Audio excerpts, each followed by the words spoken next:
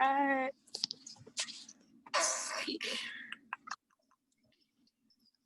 Hello.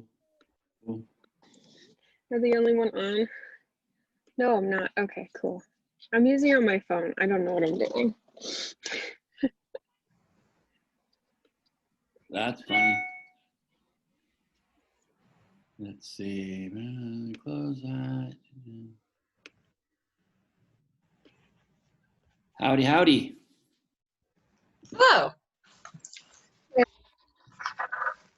Look at you guys all punctual.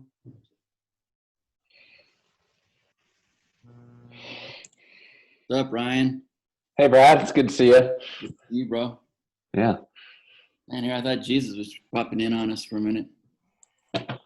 Oh, man. If I had $1 for every time I hear something along those lines. I'm sure. You know, it's never been said to me, just so you know. So Okay, fair enough. I think it has to do with the hair. I'm not sure. I cut most of it off recently, too. Really? It was longer? It Yeah. was. Oh, wow. Yeah. Like when you and I had met up back in February of last year, it was probably down to like here, maybe? Somewhere there? I don't know. Wow. Hi, Jancy. Morning, Jancy. Hello, So- everybody. Emma's here, but she's not. Hello, Emma. I think she said she's on a cell phone. Hi, Abby. Hi, Abby. Lexi. Hey. Looks like someone's in a car.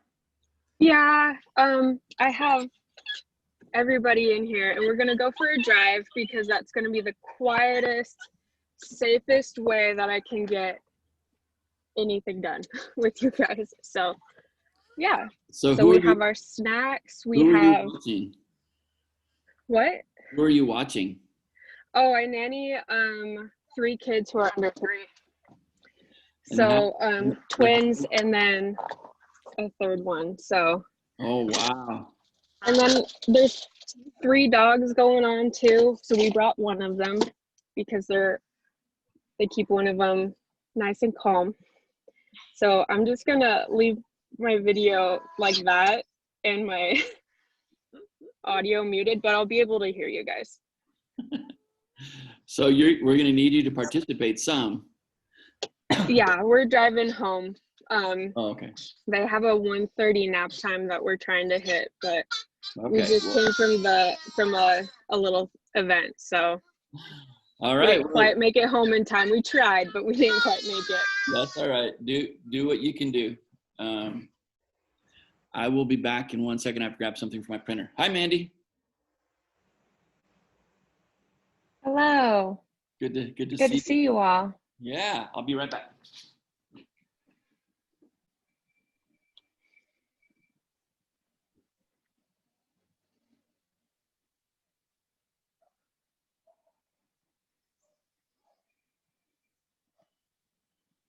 Oh, Andrew's coming in. Hey, Hey! Andrew. Hey, sorry about that. My computer didn't slow to start up.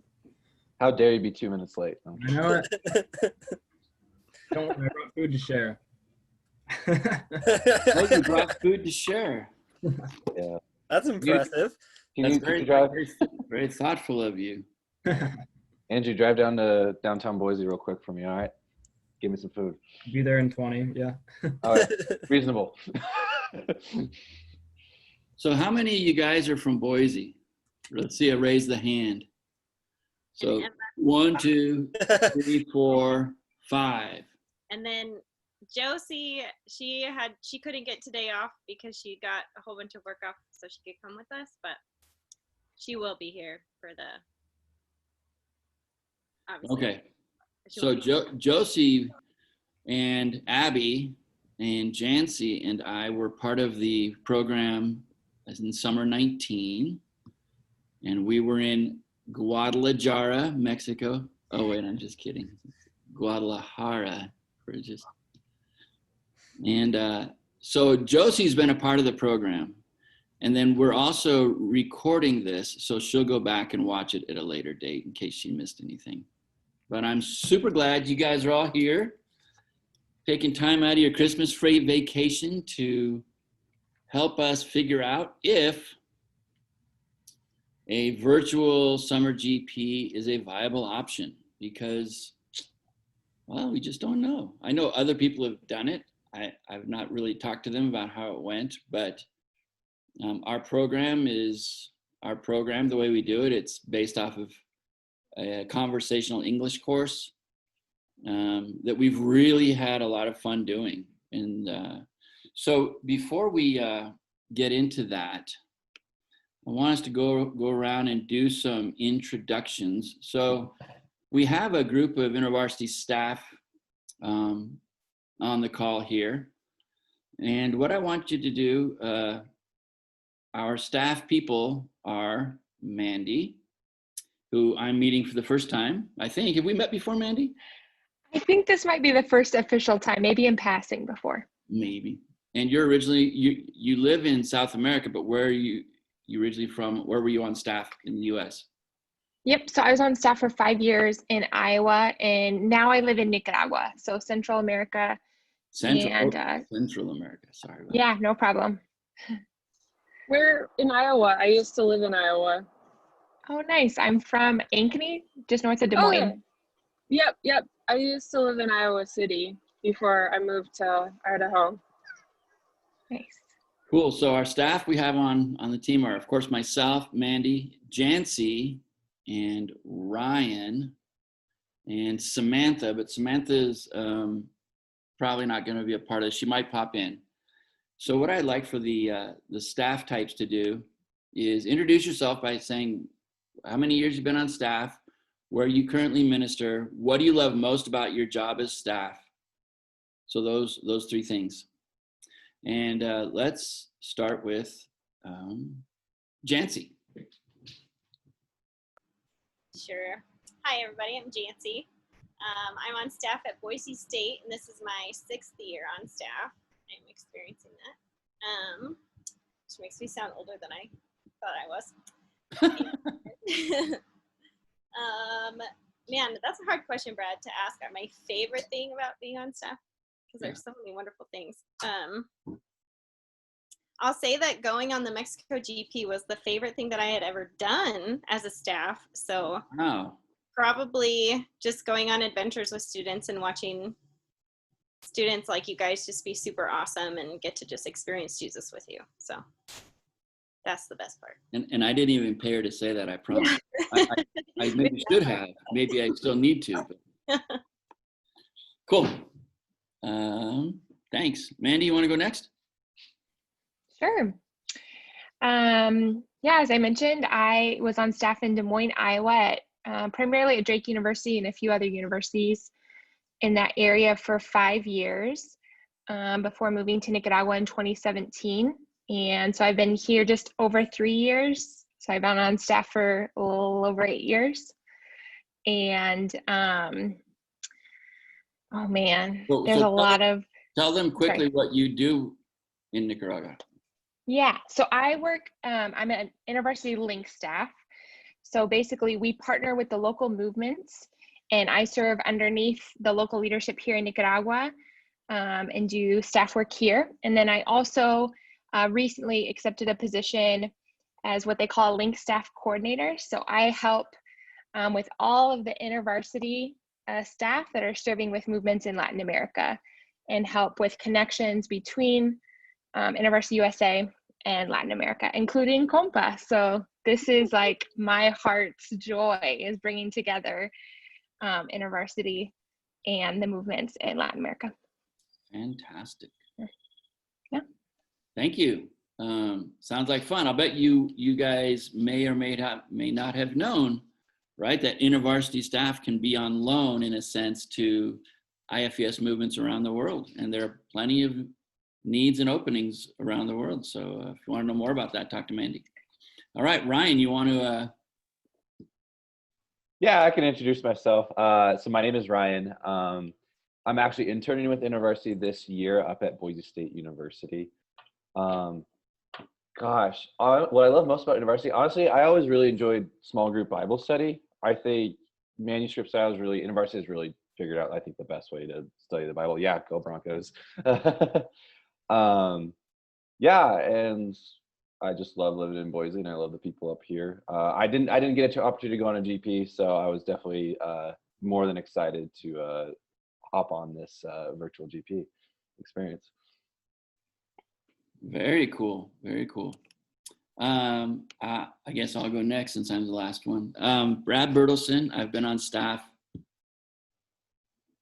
well, longer than you guys have all been alive. Let's just put it that way. So I've been on staff 28 years. Is anyone in the room over 28 years old? Jancy and Mandy are, okay. I am the area director for the Arches area, which is central and southern Utah. And I live in Salt Lake City. And I also, besides being the area director, I lead the ministry on 2 campuses in my area. One's Southern Utah University, which is 250 miles south of where I live. And the other one is Utah State University Eastern, which is 120 miles east of where I live. So that keeps me, it doesn't keep me out of trouble, but it does keep me busy. So my wife will testify to that. And my favorite part of being on staff with InterVarsity,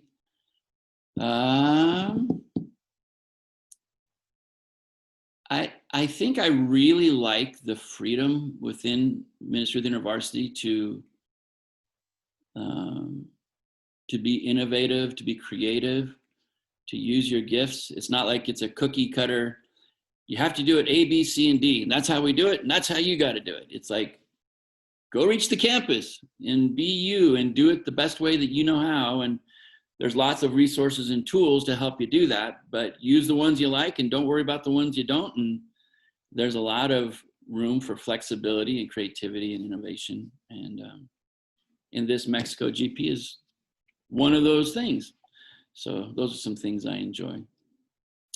Who's not on the call right now is Samantha Tappan, and her husband, Justin, are on staff also in my area, in the Arches area, and they work, they live in the town called Orem, Utah, which is right near Provo. And so they minister, or Justin ministers at Utah Valley University, which is the largest campus in the state of Utah, about 40,000 students, I think, mostly commuter. And they went on the first Mexico GP with me in 2016. So it was them and me were the staff, and it was just a small team of 8 or 10. And so Samantha is very gifted in administrative things, and so is Jancy, and I'm not. And so that's why Samantha is the program administrator. She keeps us running smoothly, and I provide the dad jokes, and she does the administrative work. That's kind of the arrangement. Would you say, Jancy? Yeah. And I'm not even very good at the dad jokes, which is really the sad part. Were you raising your hand like, yes, that's true? Jancy, was that what that? No, you're one of the best dad joke people I know, so don't sell yourself short. That makes me feel so good. Thank you. Anyway, so Samantha did a lot of the work on the curriculum we've used for a number of years. And then every year that we do it, so Samantha and Justin went on the first one, but they couldn't go on the second one. So a young woman named Rilla from Utah went, and she was kind of the curriculum czar, we'll call it, or chief on that GP. And the idea was, as we go through it and do it, take notes, what works, what doesn't work, and then get back together with Samantha and rework the curriculum and tweak it and modify it. And then last year, which was the third GP, Jancy was that person. What was it? It was 19, right? Yeah, not last summer, but the summer before. Jancy was that curriculum kind of guru for our GP. And then she and Samantha have, so we continue to tweak and modify the curriculum. But Samantha has done a lot of the work on it over the years. So she'll be popping in and out. She's a mom. So between the first GP and now, her and her husband have had 2 little kids. They have a 3-year-old and a 6-month-old. and she's working about 10 hours a week for InterVarsity. So we'll get her in little spurts here and there. So I'd like for us to move on to the students. And students, what I'd like for you to talk about is where you go to school, what year you are, what your major is, and why do you want to be a part of this test? Okay, so what school you go to, what year you're in school, what your major is, and why you want to be a part of this little test. So we'll start with Nicole, because I think Nicole's the first student that got a hold of me through her staff worker and let me know that she was interested in being a part of the test. Yay. Yeah, hi, so I'm Nicole. I go to Utah State University in Logan, Utah. I'm a recent transfer, so I'm a junior, but I'm a first year Aggie, but I'm a third year student. Where did you transfer from? Salt Lake Community College. Nice. Loved it there. And I am a global communication major, but a Spanish minor. And it is because I'm a Spanish minor that Aaron McConaughey was like, hey, they're doing this thing. So I'm also new to InterVarsity. He had crew at Slick and now InterVarsity. So I'm new to this whole thing. So you keep saying like GP and I'm like, I don't even know what that means. So I'm like so new to everything. So GP means global program. Oh, okay, cool. But like I said in my email, it also stands for guinea pig in this case, because we're all guinea pigs on this test. So. That's right. You're right. I do remember that. So yeah, so I'm interested because I'm a Spanish minor. I'm hoping to go to Spain, COVID and God willing, next summer. So I thought this would be kind of a fun, I know we're speaking English, but I'm like, well, this is a fun little tie-in, so. Yes. Fantastic. Thanks, Nicole. How about Alexi? Okay, I'm Alexi. I go to Southern Utah University.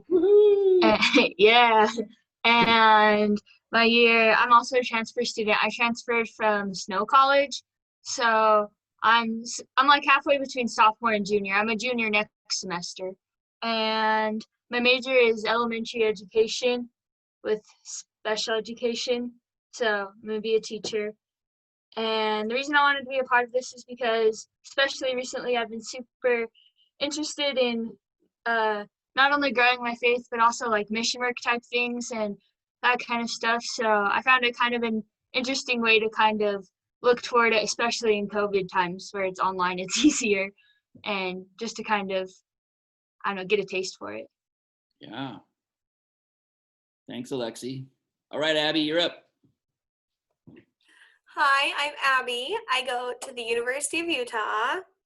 I am in Oh, come on, you guys. No cheers? Woo!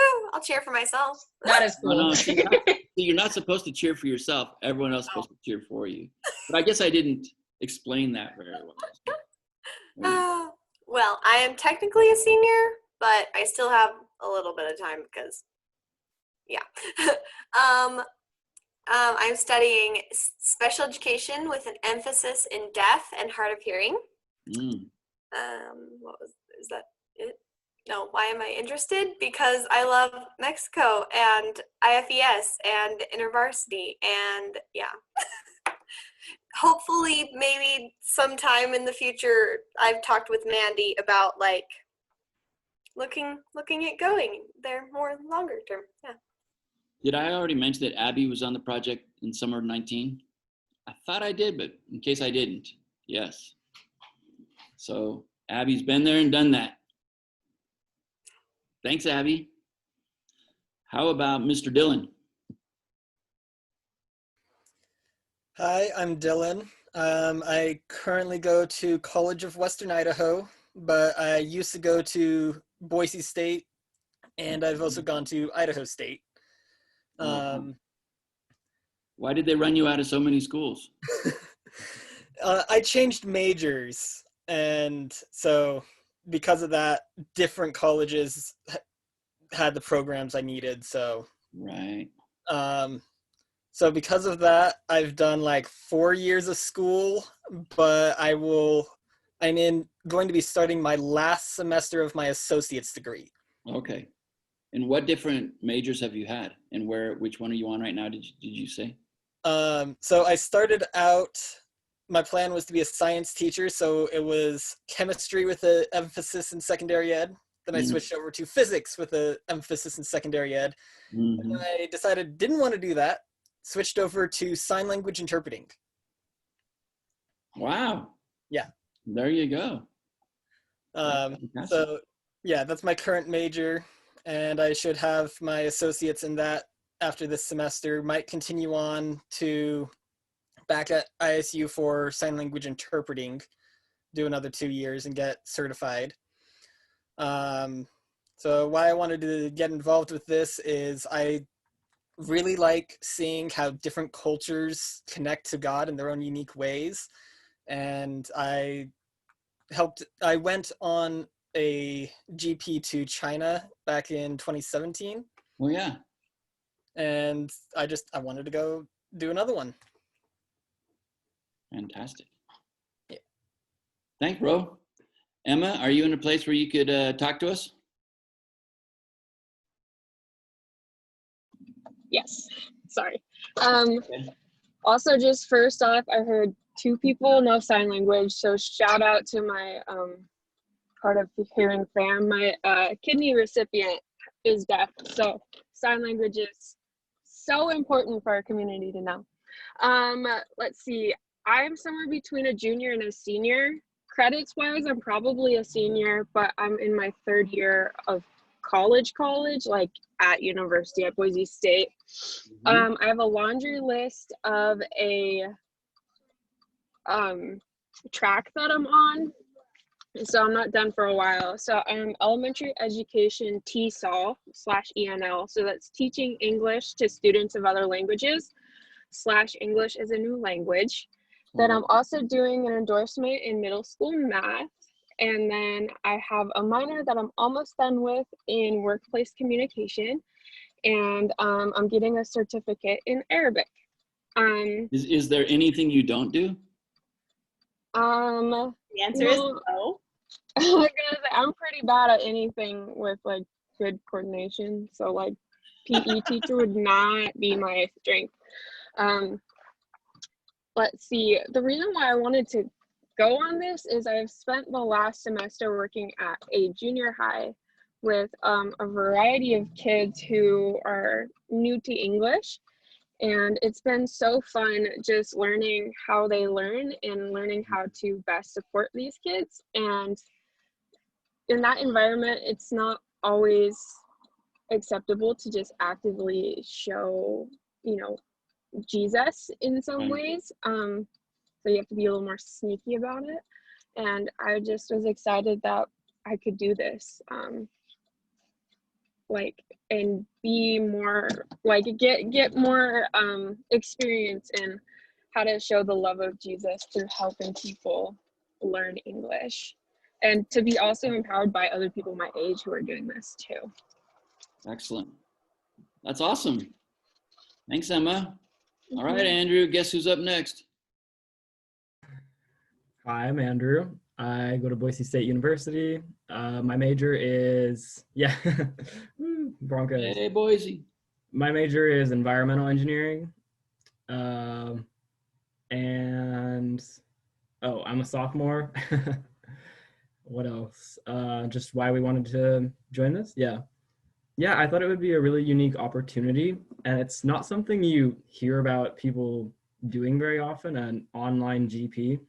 And so I thought it'd be a really cool way to spend my break, just getting to connect with other people from different countries and sharing the love of God with them. So, yeah. That sounds great. Thanks, Andrew. Yeah. Now, I got everybody, right? All right.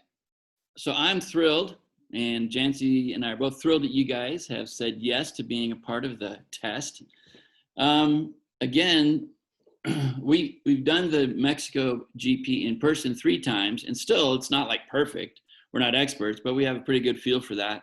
This is going to be all new, and I'm kind of nervous about it in some ways, but excited for it in other ways. I think it'll be fun. I think I can say with a pretty high degree of confidence that you guys are really going to enjoy our Mexican friends. Mexican people are just delightful people. Latinos in general is my experience. And the ones that are going to be a part of this test, most of them are involved in Compa, but maybe not all of them. Mary, who is the general secretary, Mary Olguin, she's the general secretary, like the president of Compa in Mexico. And she and I have been friends for many, many years, and she's fantastic. And when we talked about this, we talked about for the test, just having, Compa staff and Compa students that are believers participate. But I think Rosita, who is the Compa staff in Guadalajara, I think she may be inviting some other students that may not be believers. So don't assume that the people that you're working with are Christians. So avoid using Christianese and stuff like that. But we'll get to that. I'm thrilled that you guys are here. And I think this is going to be a good time. And we are going to be looking for input from all of you, staff and students alike, to try and make this thing as good as it can be. And we may conclude at the end of next week, like, it just kind of sucked. Like, it wasn't very fun. It didn't really work very well. Like, I don't know. Or we could be like, this was fantastic. Yeah, let's do it. Let's do a 3 or 4 week long GP in the summer. We don't know. And so we're going to really depend on you guys and some of the Compa staff and students to give us really good feedback so we can make that kind of a decision. Does that make sense? So let me just tell you a little bit about the history of the GP in Mexico. So early in my early days on staff with InterVarsity, I was on staff at the University of Texas, El Paso, down in El Paso, Texas, right on the border. I spent 9 of my young adult years in Mexico as a missionary in Baja California, Mexico. And so I'm bilingual. I love Mexican culture, love Mexican people, Mexican food. I was very involved in ministry in Mexico. And that was a big part of my life. After I graduated college from the University of Arizona in Tucson, go Wildcats, I was invited to join staff. And I told the regional director at the time, I'm like, I really enjoy, campus work, but I feel like God's given me these language and cultural abilities for a reason. So I don't really, no offense to any of you guys, but I said, I don't really want to go like be a staff worker with a bunch of white students because I'm bilingual. I love, he's like, well, we haven't had a staff worker at the University of Texas, El Paso in 5 years. And there's a group there. Would you consider that? Well, sure. So I went, and my wife, Shelly, we had just gotten married. We went and checked it out. And we felt like that's where God was calling us. So I did a lot of, my chapter there and this was in the mid 90s, early to mid 90s. It was almost all Latino students. Half of our large groups and our leaders meetings were in Spanish. It was just really fun. And our group grew to 70 to 100 students at one point. It was really fantastic. And this was before La Fe was even really a thing. And so while I was there, I developed a friendship with the Compa staff and went to Compa events in Mexico as kind of a representative of the Rocky Mountain region and built relationships. And I've been doing that kind of stuff ever since the early 90s or mid 90s. And so I have a long-standing relationship with those guys. And I always told them I'd love to do a GP to Mexico someday because we'd never really done one in InterVarsity that I knew of, or at least not for a long time. And I said, but I have a wife and 3 little kids. It's just, how do you leave them for a month or 5 or 6 weeks to, I just can't do it.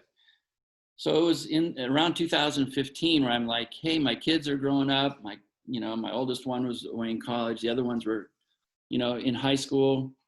And Shelly and I talked, and we felt like maybe now we could look at doing a GP in Mexico. So Justin, Samantha, and I went and met with the Compa staff, Mary, and before she was the general secretary, and Monica and some others. And we just had a meeting down in Querétaro, which is where Mary and Moni live. And we're like, is there anything that we could do? If we brought some staff and a group of students down to Mexico, what could we do that would serve Compa? Because we don't want to do a project that serves us but doesn't serve Compa. Like, it has to primarily serve Compa. do you guys have any ideas? And they said, you know, almost every Mexican college student desperately wants to learn English, because the better they speak English, the better job prospects they have, and the better they can provide for their families. And so we're kind of all like, well, we can help them with that, right? Like, none of us are really English teachers, but we could do conversational. And she said, that's what they need. They don't need grammar lessons, because most of them get English lessons in school since elementary school. But most of their teachers don't even speak English, right? And they learn all this stuff incorrectly and whatnot. What they really need is native English speaking conversation partners. We're like, oh my gosh, we can totally provide that. So we did it, and we put together a curriculum, and we went and did it the first year, and it was really good. Wasn't perfect, but it was really good. And Compa loved it, and we loved it. And then we did it a second year in 2017, and we had more people go, and it went as well or better the second time, and more Compa. And the neat thing is that almost all the participants were non-Christians. So we weren't doing this to help the Compa students. We're doing this to help the Compa staff and students reach their non-Christian friends. So they tell their friends, hey, we have a bunch of American friends coming down for 5 weeks, and they're going to provide a conversational English course. Would you like to come? And I mean, it became very popular. And so these non-Christian kids like, yeah, I want to do this. And as a result of that program, a lot of non-Christian kids have gotten exposed to Compa, because we do it all through Compa. We don't tell them this is InterVarsity. We say this is Compa, and we're here partnering with Compa. And our whole goal is to connect them to Compa and expose them to the gospel. And as we built trust with these people and laughed and learned and played games and went around the town and ate tacos on the streets and played soccer, we became friends. And we never hid in any way that we're Christians. We said, you know, Compa and InterVarsity, we are Christian student organizations. And we're just here to help you grow in your English speaking ability, because we want to bless you that way. And that's something we can do. And it's really funny, because these Mexican students, eventually most of them would be like, why are you doing this? Right? And that's a totally legit question, right? Like, why are you giving up 5 weeks of your summer to come to Mexico and teach us English? Like, why are you doing this? And so when our students, the English students said, well, when they ask us why we're doing this, what do we tell them? I said, it's easy. You say, you know, as followers of Jesus, Jesus said there are 2 great commands. The first one is to love God with all your heart, mind, soul, and strength. And the second command is to love your neighbor as yourself.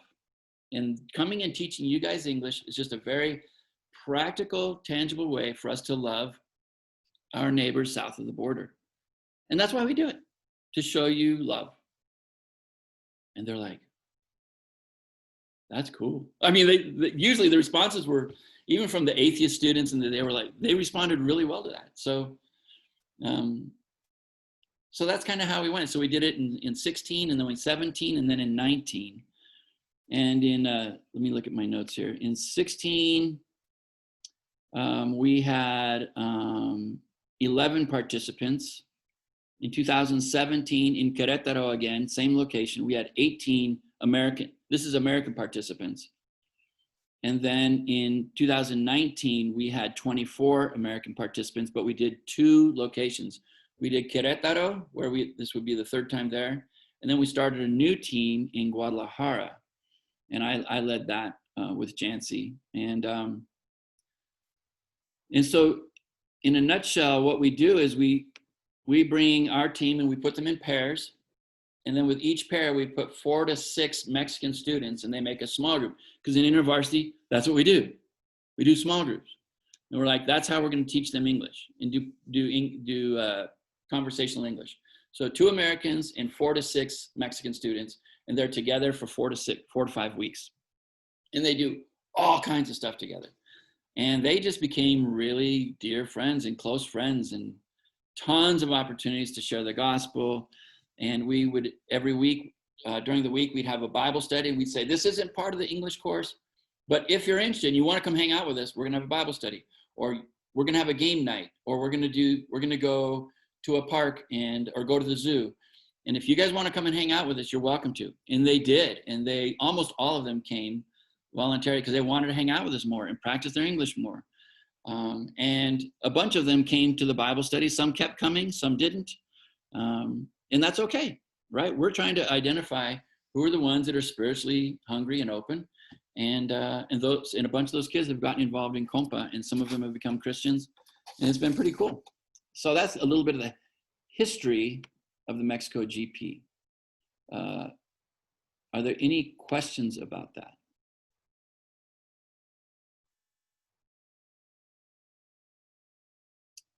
Nope.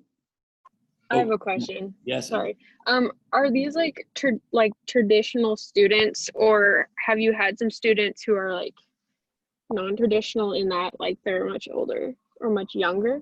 Yeah, most of them are kind of the traditional age students between the ages of say 17 and 23.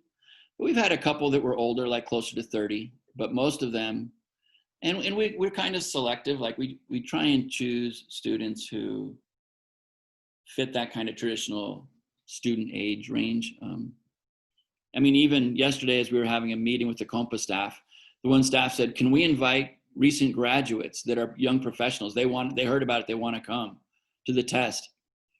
And we decided, that's really sweet, but this is really for students. So we really want to target that maybe 18 to 22-year-old range. And just so you know, we've also had, traditionally, we have 3 levels. We have beginner, intermediate, and advanced. And for this testing, we're just going to do intermediates and advanced because it's too hard to do beginners, because like the beginners don't speak any English. And it's hard. It's even hard in person. But the intermediates and the advanced, oh my gosh, it's fun because they speak enough English that you can do all the stuff that we want to do, but they learn a lot. And we've seen such dramatic improvement. Jancy, would you say almost all of the students that participate? Oh yeah. Yeah. Like on a scale of 1 to 10, they came in at a 3, and at the end of 4 weeks, they were at a 7. Would you say, Jancy, is that an exaggeration? No, not at all. Yeah. And we had some that came in and they were 1s, and 4 weeks later, they were like at a 4 or a 5. What were you gonna say, Jance? No, I was gonna say some, they even felt like they moved more than that. So yeah, really fun, really fun. So I want to talk to you a little bit about our philosophy of the GP, and what part of the goal and the goal of our trial. So kind of our philosophy is that we want to be about advancing the ministry of Compa on campus by serving Mexican students in a meaningful way. It is evangelistic, but it's in a highly relational way, right? We start with relationship, and that opens the doors for sharing the gospel with those who are interested. And like I've already said before, if this project does not serve Compa, we said this since day 1 in 2015, if it doesn't serve Compa and advance the ministry of Compa, then we just don't want to do it, right? I don't want to, the Compa staff have a ton of work to do, and there's not that many of them. The last thing I want to do is take their time and energy just to provide an experience for us. But if what we do helps and serves and advances their ministry, then we would love to help and serve Compa in that way. We also want to provide a meaningful cross-cultural experience for InterVarsity staff and students. And that's important. And we want to be, a lot of missions projects in Mexico are go down and build a house or paint a church. And that's fine. There's nothing wrong with that. But we wanted something that's going to be a lot more relational, where you engage with the culture and the people and really build friendships. And we feel like this program does that quite well. By the way, Jancy, if you ever want to jump in and comment, please do. So go ahead. Maybe Abby saw this too, but just yesterday, one of our students that was a part of the program in 2019, she posted like a little memory from the summer, and she is a student who wasn't a part of Compa to start with, but has been a part of Compa since the project. And she was just like reflecting on how it was just such a meaningful summer for her. So even now we're in this, it's 2 years later, a year and a half later, and she's still involved. So super cool just how much it grows friendships with people, and that as the American participants, since we're not the long-term people that are there, we're really trying to help facilitate a relationship between the Compa staff and students, and the newer students who have joined the GP. So that's really our main job. It's super fun to watch when that happens. Yeah. Abby, you got my note yesterday about thinking about your experience and what was good and what was hard about your experience. You want to just take 2 minutes and share that real quick? Sure. I don't know. There's so many good things that I even thought of, and bringing it up with you guys of saying how they were a level 3 and they went to a level 7. I don't know exactly what you said, but I got invited to a bachelorette party over Zoom, and it was 3 hours long, and it was in all in Spanish, and there were times when they paused, one of the girls, Rosita and Priscilla, they stopped and they translated what they were saying in English, and I was like, wow, just to yeah, that was so cool. And just the relationships that I still have with these people is so cool. And some hard things, I guess, is the language barrier, but I mean, that's expected, Well, and when you live in another culture for 4 to 5 weeks, you hit some brick walls, where for the first week or two, it's, oh, this is fun, this is different. By the third or fourth, you're like, I want to go home and eat regular food, eat the food I'm used to, or sleep in a bed that's comfortable, right? But that's all stuff we all kind of work through, and God uses that to shape our character and whatnot. And another part of our philosophy of the GP was we want it to be fun. We want the Mexican students to enjoy it, because what they're used to, what their Spanish classes from elementary school have been, is boring repetition. And it's just terrible, right? And that's what the Mexican staff would say. And so we're like, we cannot make this boring. It needs to be engaging. It needs to be fun, lots of laughter, right? And we want to create an environment where the students, there's a lot of trust, and they can just practice their English, never be made fun of or ridiculed, and where it's a real safe place. Have it fun, engaging, and interesting, and utilize our strengths as InterVarsity, which is small groups. How do we do it? We know how to do good small groups that are interesting and engaging. Let's use that in this context. The other thing that we want to do is build trust with unbelievers by helping them improve their English and by just being their friends. Spiritual things come up and they're not interested. That's great. I'm still going to be your friend. And so the first job in missions is to build trust with the people you're trying to reach. And that takes time, but it's not that hard to do. Isn't that right, Mandy? Right? When you went to Nicaragua, Yeah. like, who's this white girl from Iowa? Iowa? Oh, for sure. Yeah, from Iowa. But then, there are things that you did to build trust, and now they probably trust you a lot. So. Yeah, I mean, then you get invited to virtual bachelorette parties. I was just laughing. I'm like, oh yeah, you're all going to be invited to so many events in the future that you may or may not be able to attend. But that's such a perfect kind of imagery of what it means to be in a relationship with Latinos. It's like, oh, come and take part. Oh yeah.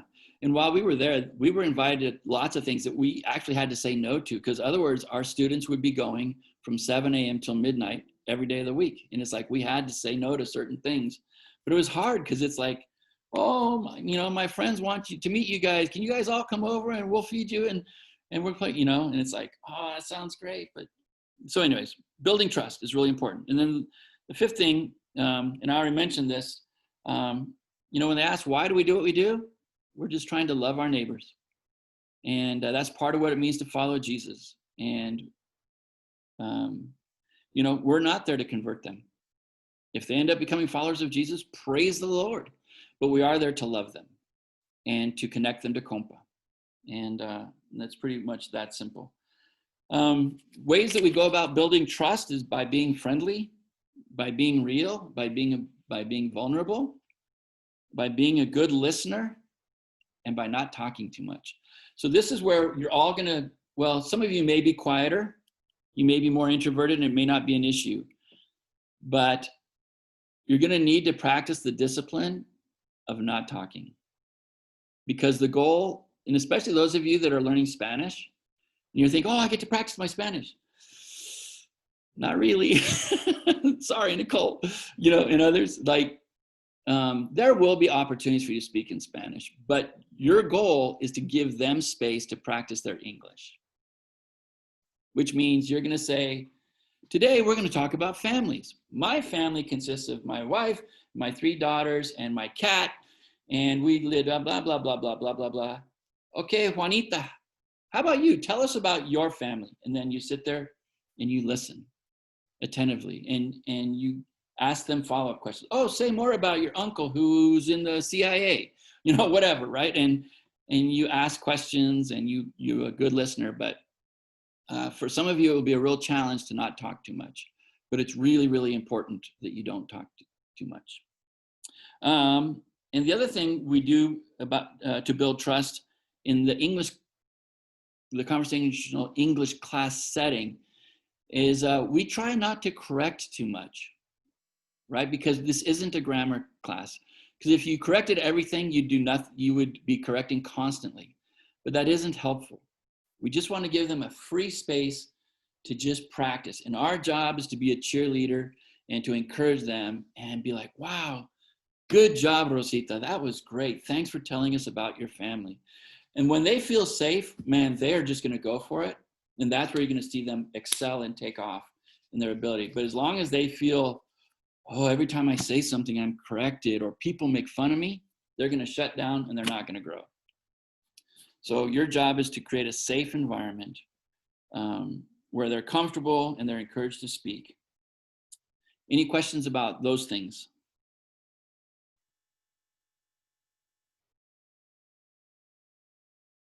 All right. I want to talk a little bit about goals of the test. We want to see if Zoom is going to be a viable platform for a longer and bigger summer project, where if this goes well, Mary and I were talking, it's conceivable that, you know, in the test we have basically 10 of us and 30 compas. If this goes well and we feel like we could do this with 50 Americans and 300 or 200 Mexicans, and they'd be from all over, like, that'd be crazy. So who knows? So we're going to see if this works. We're going to see if breakout rooms work on a larger scale for this kind of a program. We're going to see if this provides a meaningful relational experience for compa and InterVarsity participants. You know, like at the end, are you guys going to be like, that was just hard to connect relations? Or are you going to be like, man, I feel like these guys are my friends. I loved it, right? We're going to find that out. And then we're going to basically ask the question, could you see yourself doing this routine 5 days a week for 3 or 4 weeks in a row in the summer? And you guys may be like, oh gosh, 1 week was fine, but there's no way I could do, you know? So we're just going to have to talk about that stuff. And that's where we're going to need real honest feedback from you guys. You know, like maybe you'll be like, I would totally do it. It was that much fun and it worked well. Or you could be like 2 weeks max, you know? I have a question. Yeah. Hey, look, it's is Emma. Hi, I'm alive. You are. Yay. And I think the crying has stopped, so they're down. Okay, I'll start crying in a little bit just to make up for it.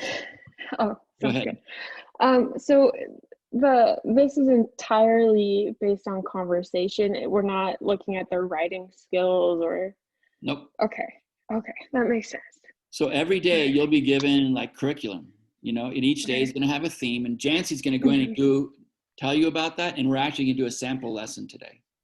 Okay, perfect, Right? perfect. Okay, So, thank you. So let me just tell you basically, I should have done this at the beginning, sorry. So here's what we're going to do. We're going to do 3 sessions, and each one's going to be 60 minutes, and then we're going to take a 20-minute break so you can go to the bathroom, get a cup of coffee, walk the dog, change a diaper, whatever you need to do. So the first one is me getting to know you, a brief history of the Mexico GP, philosophy of GP, building trust, the goals of this test, and the expectations of IVCF participants, which is you guys. Then we'll take a little break. Then session 2, we're going to look at the basic structure of the GP. And this is all be led by Jancy, and she's much nicer than me. And and she's smarter too. And then she's going to talk about small group facilitation and approaching differences diagram. We're going to talk about the curriculum and Zoom, and then we're going to take a break. And then we're going to have session 3 is going to be a sample lesson and question and answer. So that's where we're going. That makes sense? Cool. Any other questions about what we've talked about so far?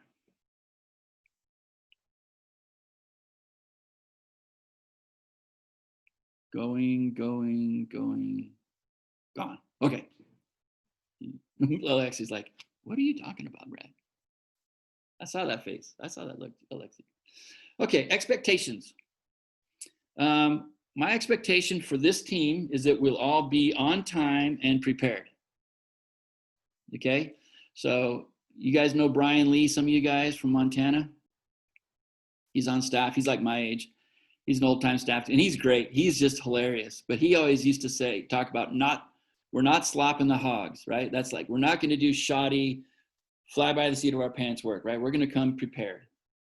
And which means, as it said in that email, as the leaders, we're going to show up 20 minutes before class starts so that we can have time to pray and go over any details that you need to know for that day or answer any questions, because you guys will get the materials ahead of time so you can look over it and be ready. So 1, be on time and be prepared. 2, I want you to look good, right? Like, don't look like you just rolled out of bed. Don't look like you haven't, or you just came from the gym, right? Like, comb your hair, brush your hair, do whatever you do.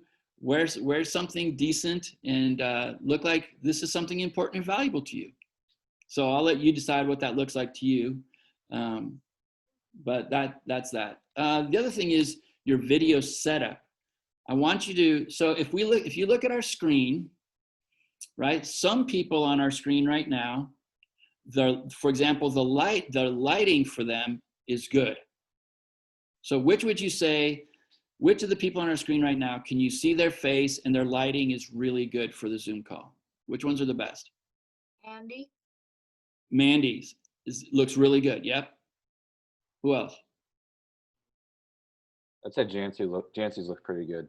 Jancy's looks good. Emma's even looks good. You're on a cell phone, Emma? Oh yeah, like I'm the anti-example of background though. I'm aware of that. That's all right. For the Right now future. we're just talking about lighting, right? So what is it that makes Mandy, Jancy, and well, Emma moved now. So we'll just use Mandy and Jancy. What is it that makes their lighting good? Or it makes it look good? Light's coming from in front of them instead of behind. That's right. So Jancy, do you have a window to your right and in front of you? Look at that, right? And it makes really good light for her, right? Mandy, what about you? What's your lighting like? Yeah, I have a window in front of me. I also have a ring light. I do a lot. I spend my whole time every day on Zoom. So Yeah. this is like Well, and it makes a difference. Okay, so now who on the screen, so don't get your feelings hurt about this, but which person on the screen right now, their video and their lighting is the worst? Oh, Andrew, turn your light off. Andrew, turn that light off, bro. I'm in a meeting. Yes, I would say like Andrew's backlighting. My lighting keeps fading out. Like sometimes I'm like super shiny and then sometimes I'm like super dark. So Okay. So what's the problem with Andrew's lighting? I agree. Andrew's is the worst. Why? it's the backlight. just backlight. Yep.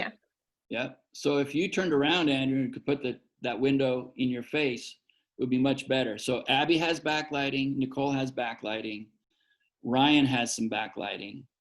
So what I want you to do for these things, I want you to find a place where you have good window light. So normally I set up, so I moved mine because it was just too bright over here. I was right in the sun. Normally I'm right here, but see, that's just too much, right? And so you want to find a place where you have good backlighting. And then I think Emma talked about your background. Find out a background that looks good, that's not too busy or distracting. And try and find, if you need to, you can put a lamp in front of you. I usually find if I put one on my left, like at 45 degrees, and one on my right, then it works really well. Find a place that's quiet with minimal interruptions. That's going to be really important. The other thing is, and most of you guys are doing this right now. Most of you, I think you guys look actually really good, except Emma. So because she's on a cell phone, and so we're looking up her nose half the time. And that's, you have a lovely nose, dear, but that's not really what we want to have, right? So in general, you want the camera to be about eye level. So I have this little plastic, it's just this little stand thing that you put magazines in or whatever. And it elevates my laptop so my camera's kind of right at eye level. So I want to encourage you to do that. So maybe be at a desk or at a table, and sometimes you can put a box or a stack of books and put your laptop on it, or whatever you need to do, try and get your camera so it's about eye level. I think it's best if you can use either a laptop or a desktop. Avoid using a cell phone or an iPad, because we're going to want to be using the chat function and the share screen function, and that's harder to do on a cell phone or an iPad, I believe. Is that true? So is this a problem for anybody? Do all of you have either a laptop or a desktop? Lexi, what you got, girl? You're good? Everyone's good? Emma? Oh, dude, you see that thumb just come out of nowhere? Thanks, Emma. So that would be the most ideal thing. Again, I would say sit at a table or a desk, not on a couch or on a bed. You guys have been on Zoom calls where people are on a bed, and it's just, it's not that it's wrong, it's just not the best. Also, I think it would be good for you to have a place in front of you where you can have papers in your curriculum, have your cell phone handy, have pencil and paper so you can work. So see, this is my little, right, I'm here at a table, I've got all my garbage set out, and I've got room. So I would encourage you to do that. One thing I realized we'll probably want to do, because we were doing a test yesterday. I'm not an expert on Zoom. I've done quite a bit of stuff, but I'm still learning. Is that when we were in breakout rooms, we realized we could chat with the people in our breakout room. But what I thought was I might want to contact, as I'm kind of directing, if I want to contact all of you guys when we're in breakout rooms, how do I do it? Because I can't text you guys, I don't think, or not text, message you guys in the chat. So I was thinking if I got cell phone numbers. You can message the entire group if you're the host. We can set up a Zoom call and I can show you how to do that. Well, but you can message everybody if you want to. If they're in breakout rooms? Yes, yes. Because yesterday we tried to do that and it didn't work, but maybe it's because other people did it. But they were people that I made co-hosts and they texted, but the only people that could see it were the people in their breakout room. Anyways, I was thinking it might be, we'll try and make that work. That would be ideal. But it also might be as a backup if we had cell phone numbers for everyone, and then I could just send a group text or individual text if I needed to contact you. So if you would do me a favor and go into the chat thing and put your cell phone number, that would be, you put your name and your cell phone number, like Nicole just did. Man, that was impressive, Nicole. That was so fast. Sheesh. I'm gonna put mine too, and I'm gonna be a helpful number for you if you have questions on curriculum stuff. So I was gonna give it to you later anyway, so this is great. So make sure you put my number in your phone.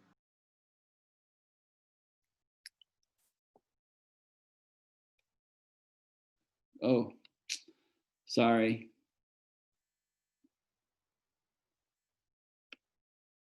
Mine went only to Jancy. I don't know why.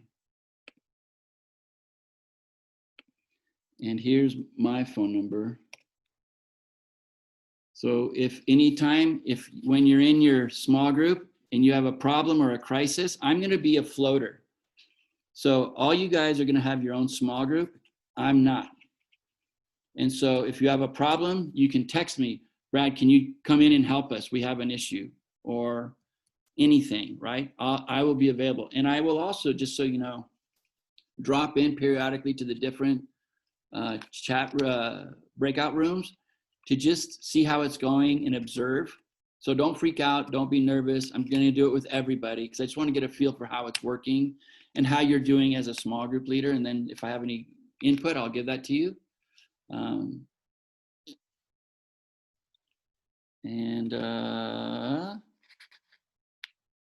Okay, So other expectations, and my expectation is that you'll follow Jancy's instructions. She's going to tell us kind of what the day is going to look like and what you're going to do. And so I want you to stick with that pretty close. There's going to be a little bit of wiggle room, and there may be times where she'll say, you can improvise here. If you come up with an idea, try it. But in general, we don't want you just doing your own thing. We want you to work with the material that Jancy and Samantha and I have put together.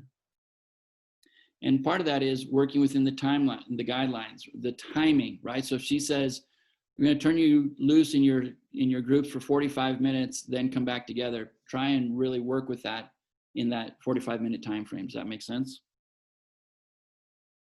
My expectation is I want you to have fun and build friendships, and laugh, and don't take yourself too seriously.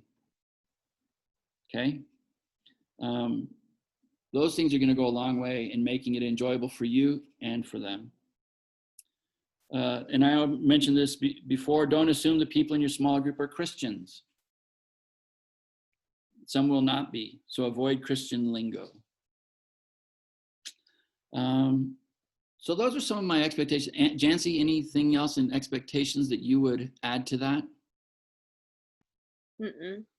They're going to hear a little bit more in the small group stuff from me, but Yeah. All right. Question. Yes. Will you give an example of what you mean by Christian lingo? Sure. There's all kinds of stuff that, I mean, in InterVarsity, we don't use this that much kind of stuff, but it's like, hey, let's go around and talk. When did you get saved? Like, you don't want to say that, right? Because that would be weird if they're non-Christians in the room, and people, they're like, what does that mean? Say, right? Or yeah, I was, spending time in the Word this morning. Christian's not going to know what that means, right? So just be thoughtful in the way I don't know what your church growing up was like, but sometimes as Christians, we use terms that people from another culture that aren't Christians are going to have no clue what you're saying. So good question, Nicole. Other questions? Yeah, for the guys, in terms of like looking nice and presentable, should we consider shaving? Oh, you're fine. Okay, cool. We're good, Dylan. Yeah. No, I think, Mandy and Jancy, don't you think? Oh yeah, Oh, yeah. you're fine. So like I have a student that I work with on one of my campuses, and I Zoom with him, and it's funny because like his hair is all sticking up like he just rolled out of bed. And I'm like, do you not have a mirror and a comb in your house? It just kind of cracks me up. So just,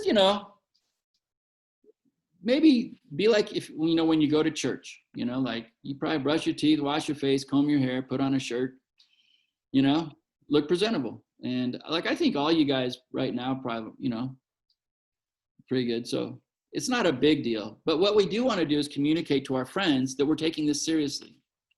We're not just slapping the hogs, right? We're like, hey, I'm in a sense an English mentor for these Mexican young men and women, and I'm taking that seriously, and I want to do a good job, and I want to communicate that to them, Other questions? Good question, Ryan. Oh, another thing, as I watch Andrew eat, I want to encourage you to not eat while we're doing this. Feel free to have a cup of coffee or tea or soda, whatever you drink, but eat before we start, because we start at 20 to 10. Well, 20 to 11. Right. Okay. Yes. I'm thinking about the program next. Wait. In Mexico, it's noon. Okay.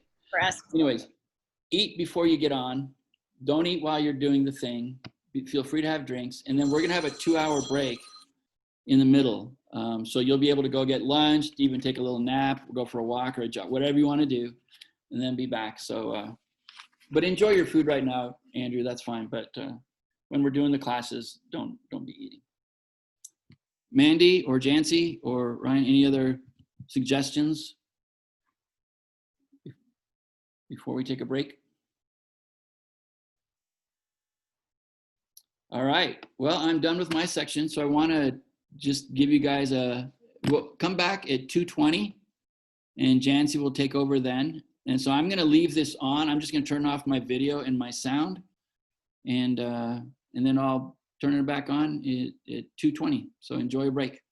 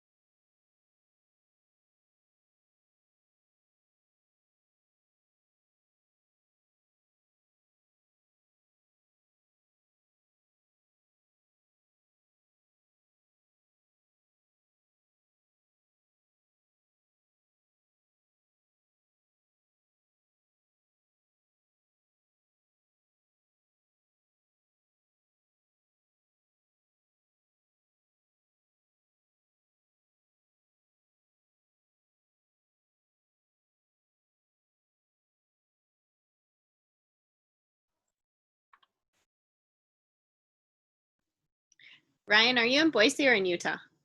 I'm in Boise. I came in on Sunday. Nice. My apartment's looking pretty bare right now since I'm moving all my stuff out. But so I'm a little, You're still over at Iconic Village. yeah. I'll probably move the rest of my stuff probably tomorrow at this point. Nice. So yeah. Hey, if you need any help, I live like 200 feet from you. So, That's and today's the last day I'm working for a while. I took off for so I could have a break and do the GP. So, but if you need help, I'm free tomorrow. For sure. I'll hit you up if I need the help. Thank you. Cool. Well, as soon as everyone gets on Jancy, you're good to go. Mandy, you know Cynthia now, right? Do you know Cynthia Boleen now? Yes, Okay. I know think Cynthia. she was talking to me about you, I think it was. Yeah, Cynthia's awesome. We just celebrated 30 years Yeah. on university staff. Isn't that crazy? So crazy. Awesome. So crazy. She just posted on her Instagram. I saw that the lamp was With her lamp. Yeah. She's so great. This is crazy small world. I know we're gonna jump in, but I'm a big football sports fan in general. But I was a huge Boise State fan for a season. I mean, I don't follow them as regularly now, but when they beat, I think it was Oklahoma in the Tostitos Bowl, my family and I were just going crazy. Anyway, we followed them that whole season, and we were big Boise State fans. Isn't that awesome? Super fun. Yeah. The Boise State train, man. It was a rough season this year. Yeah, but we won't talk about it. But didn't Boise State's head coach just get recruited to be the head coach at Auburn or something? Yep. That's crazy. It is. That's one of the biggest jobs in college football right there. Yeah, and we're very glad. Well, some of us are glad to see him go. Oh, really? Yes. Oh. Well, Yeah. He's a purple. what? What? I think I that was didn't mean to Emma's. hit on mute. She's telling me it's purple. Sorry. I thought Emma was saying in a child's voice, "These are favorite people." But that's not what was going on. So I'm just making crap up. That's what I do. Just kidding. Okay. So I'm curious as we start, how many, just by raise of hand, have been out of the U.S. before? Either on vacation or on a mission trip. Wow, Emma, you're the only one who hasn't been. How interesting. Okay, I was just curious. Well, if y'all want to give me some money, I can leave. How much do you need? We'll go on a road trip. Drive you to Canada. I want to go on the Kenya trip, so cover me for that, and we'll be Gucci, bro. All right. Well, that's cool. So we all have many of us. Well, and I know Emma has cross-cultural experience because I know more of Emma's life, but so that's cool that we are all coming in with that understanding. So I'm going to share my screen because I didn't want to stare. I didn't want you to look at me while I was talking. I'm going to have you look at other things while I'm talking. So let me get there.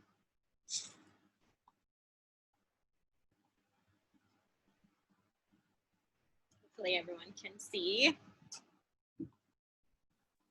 I'm also We can see. great.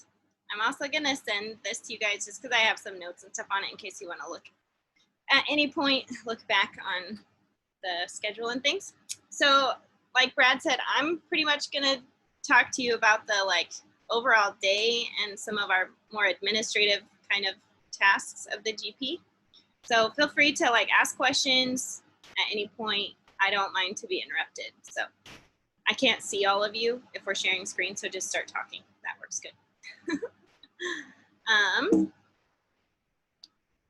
I wanted to share just some pictures from our GP a couple years ago.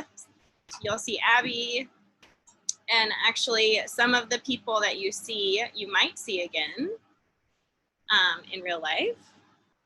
This is us in our classroom, which was very not very decorated, but it was super fun. So this was the Guadalajara team. There was Yeah. another whole bigger, slightly bigger team in Querétaro. And then this picture, Rosita is the one like lower, and she is one of the compa staff who will be with us. She was our staff leader in Guadalajara, so you'll get to meet her. So that'll be awesome. Just thought it'd be fun to show you some of our stuff. Here is our schedule for the day. Every day.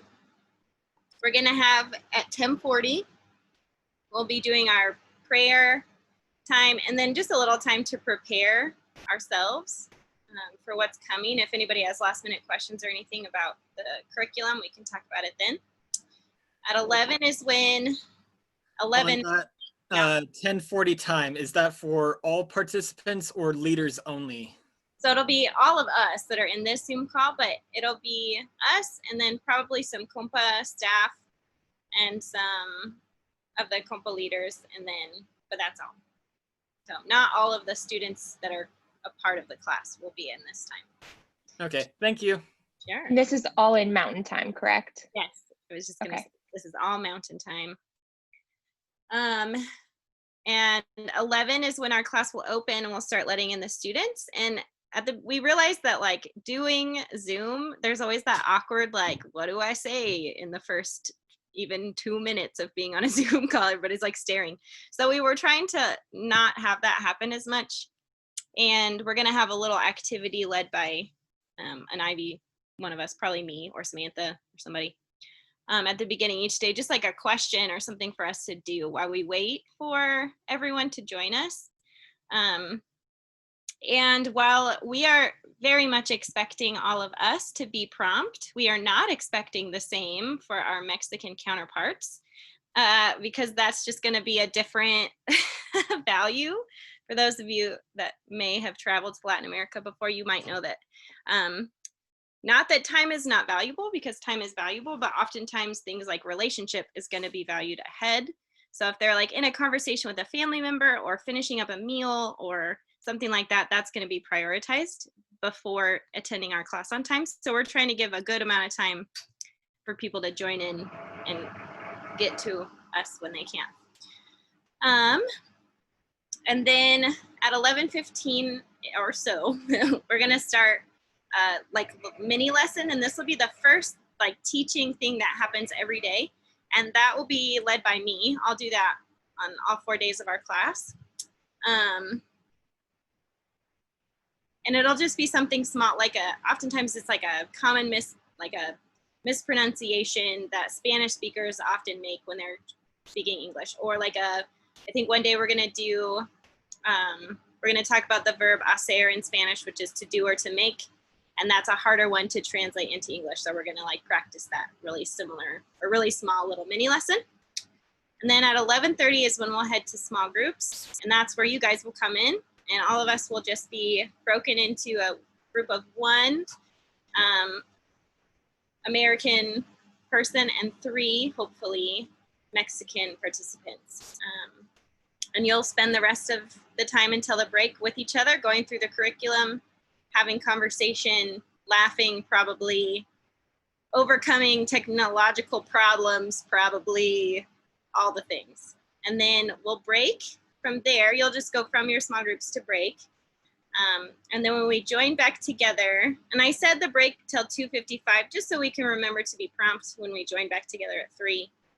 And we'll come back and we'll do another, like, kind of wait for everyone to gather back up, and then we'll send back into small groups again. And you'll do that for the rest of the afternoon until about 15 till 5. And then we're gonna come back together, and Compa's gonna lead us in like a closing day activity or game or conversation. And we wanted to do these kind of like larger group moments so that you could have a chance to get to know everybody that's in the class, or at least more than just your small group. So you do some mixing stuff. So that's what will happen every day. And then at 5 is when our class will be done. And we're gonna take just a few minutes after the class to debrief, talk about any problems or something that came up just pretty quickly, maybe take some notes for the next day. That's what a normal day of our GP will look like. This is not what day one will look like. Day one is going to be different. The afternoon will look kind of like how this looks, but the morning of day one will be introduction and games and just getting to know one another for the morning time. So that's the only day that'll be different. And I don't know how many of you guys know this, but the Friday, we also do not have classes. So we're really only doing class Monday, Tuesday, Wednesday, and Thursday. And then after, the Friday is our debrief day to kind of figure out if this is legitimate and gonna work. So you're really only doing classes for 4 days. So it shouldn't be too bad. Any questions about kind of like our daily schedule? What? Yeah. So with the small groups you were saying, are we gonna be like in the same small group all week? Yes, you will be with the same people.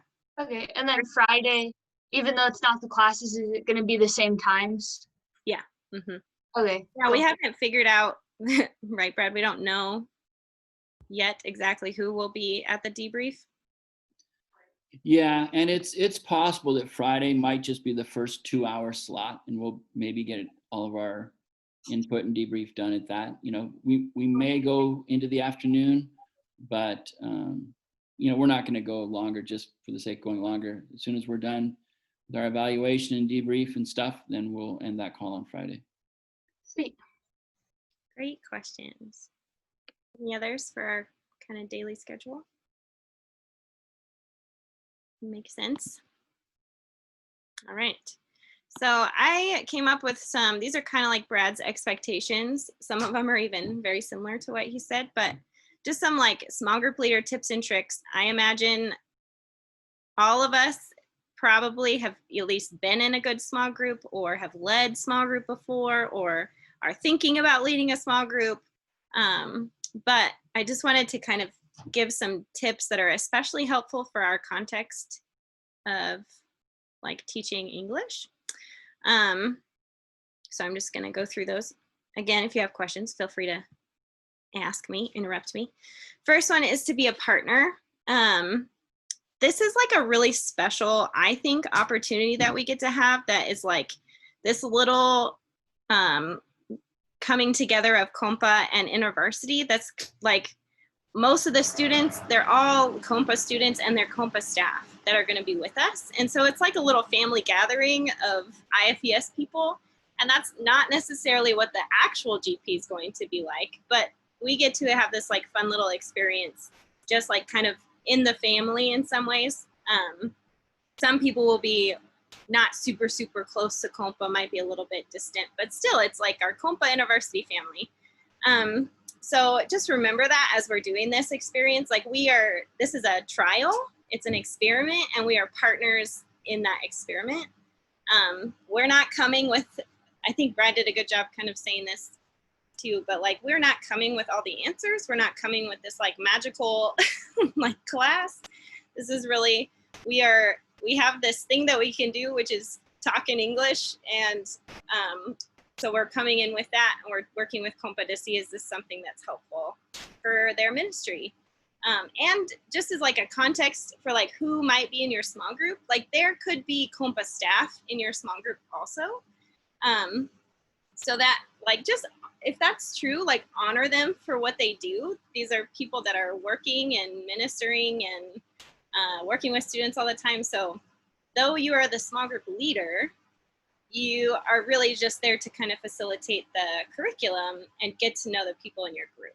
There's no kind of like, sometimes when we can go in, we can have this like, I am the leader and I have the answers and I'm the boss. While that's true in that you know the curriculum, that's not true really in any other way. So try not to come in with that kind of attitude. That's what I mean by be partners. And then, yeah, Brad talked about this. We really, really, really have to create a safe environment for learning. And this is a short period of time to grow in trust and to make a safe place. So I gave a couple examples of ways that can kind of be sped up. And one of those is be willing as the leader to be open and vulnerable first. Share about your experience, share about how you're doing honestly in the day. Like that day, how are you doing? If you're asking other people, be willing to share. being genuinely curious about the people and about their life. And I mean, we're all experiencing this global pandemic, so being curious about what has that been like for Mexico and for the Mexican college students and for the Compa staff, and like what are their families like, and how, you know, being genuinely curious about what's going on with them. Make sure to praise risk taking.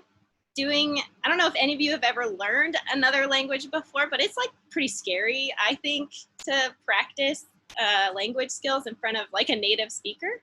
So just like praise people when they, like if they go first, or if they like try a word that they aren't sure what it means, or if they're asking a really good question. Just kind of honor those moments and praise them and notice them. And normalize mistakes. Like Brad was saying, like, we're not going to make fun of people. There will be funny moments, because like if you've ever learned a language before, you know, you make a silly mistake and it's funny. Like you say a word that totally didn't make sense.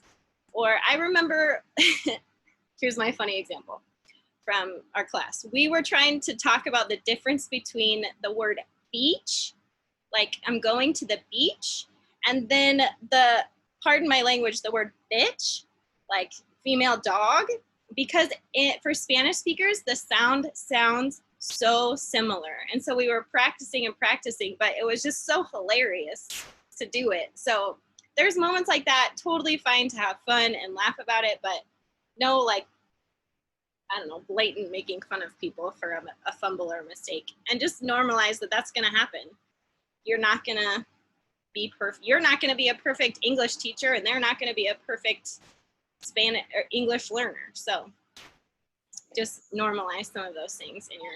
I have a question. Do you have some example, like, I'm trying to think of like what I could say to normalize, like, oh, good job, but, or like, I'm trying to think of how would I like word that? Maybe it's context specific, but I'm trying to think of like maybe some examples. Totally. One thing to do is like start it out with in your small group. Be like, this, like just name it. Like, this is going to be a place where mistakes are okay, and we are going to try our best, and I'm learning and you're learning, and I hope that you'll learn with me. So starting off by communicating some of that. But if a mistake happens, like Brad said, we're not there to correct everything. If there's like a really clear, like, one I learned was that a bunch of the students had learned how to say the word stomach, and they were told that that was the correct way to say. That's like a pretty, like, actually we actually say that word stomach with a k sound, and just making that clear, and like, and then hearing the story from them in the moment, like, oh my gosh, like my English teachers were always correcting us and telling us that it was stomach instead of stomach. And then just enjoying that, wow, that's really funny that that's what you were taught, because we don't say it like that. So just some of those things that's like, that's literally no one's fault but the English teacher, but the student doesn't know that. Like, there's no way they could have known. So just playing off some of those things, being curious about the mistake, and not feeling pressure to have to correct every little thing. And just kind of like, if I understand what you're saying, cool, we're going to keep practicing. So if you notice a mistake over and over again, that's when it's going to be helpful to help somebody out. And also, I think, too, realizing how many Spanish words do we as Americans botch all the freaking time. Just think of Los Angeles, right? I mean, what the heck? So, and I think being willing to laugh at ourselves and our own language blunders makes it feel like, you know, I recognize that I mess it up, and that's okay. I want to learn, and you're going to make mistakes, and that's okay. We're just going to have fun and learn as we go. Yeah, and enjoy it. I don't know if there's anyone else, but I botch words in English all the time. Exactly. Yep. And that will probably happen even as you're teaching. That happened to me multiple times. I would like, because my brain, I also speak some Spanish, and so my brain's like trying to do double the work, and I just mess things up all the time. And it was just really funny. I'd be trying to say a sentence, and I'm like, guys, don't listen to anything I have to say. I don't even know how to speak my own language. So it's just fun and funny. I have another question, because the way you worded that reminded me of something. Is the way that like people who are speaking Spanish, like the word order, is that pretty similar to English? Because Yeah. I mean, I feel like Yeah, it's mostly similar. Adjectives can be different, but for the most part, they're gonna, and like Brad said, most of them have taken English before, so they know actually the order the words are supposed to go in pretty well. Sometimes you might have to say, oh, just flip that. We say brown cat instead of cat brown or whatever. Good question. And then the last thing for creating a safe environment is just to remember that you are like these are college students, people who have been in school, like they're really capable people. They're adult people. They have probably taken a lot of English. And so teaching a way to help make it feel safe is by teaching them that and encouraging them to have confidence in their own skills. Like I actually learned this teaching math too, that a lot of times people actually know, especially if you've been learning some, you kind of actually know, but you just don't trust yourself to do it correctly. So just believing in the people in your small group and like, they're really capable. They could do this. Probably they're even more capable than you expect them to be. And they're probably going to surprise you all the time. And just giving them the chance to do it because they're smart and intelligent and capable people and have learned a lot of English and actually know a lot about American culture. So there's just something to call that out in them, that they can trust themselves. Their instinct is good. My next tip is to speak clearly over Zoom, especially. I've already noticed in our meetings with Compa, that's like my main question, are we gonna be able to figure out how to do pronunciation over Zoom? Will that be something we can talk through? Because it's just harder to not be looking at somebody's mouth really closely and see how they're making a sound. So when you're doing your lessons or when you're speaking, speak clearly, and you don't have to speak crazy slow because that's just annoying, but slowing down. Definitely not the pace that I am talking to all of you right now.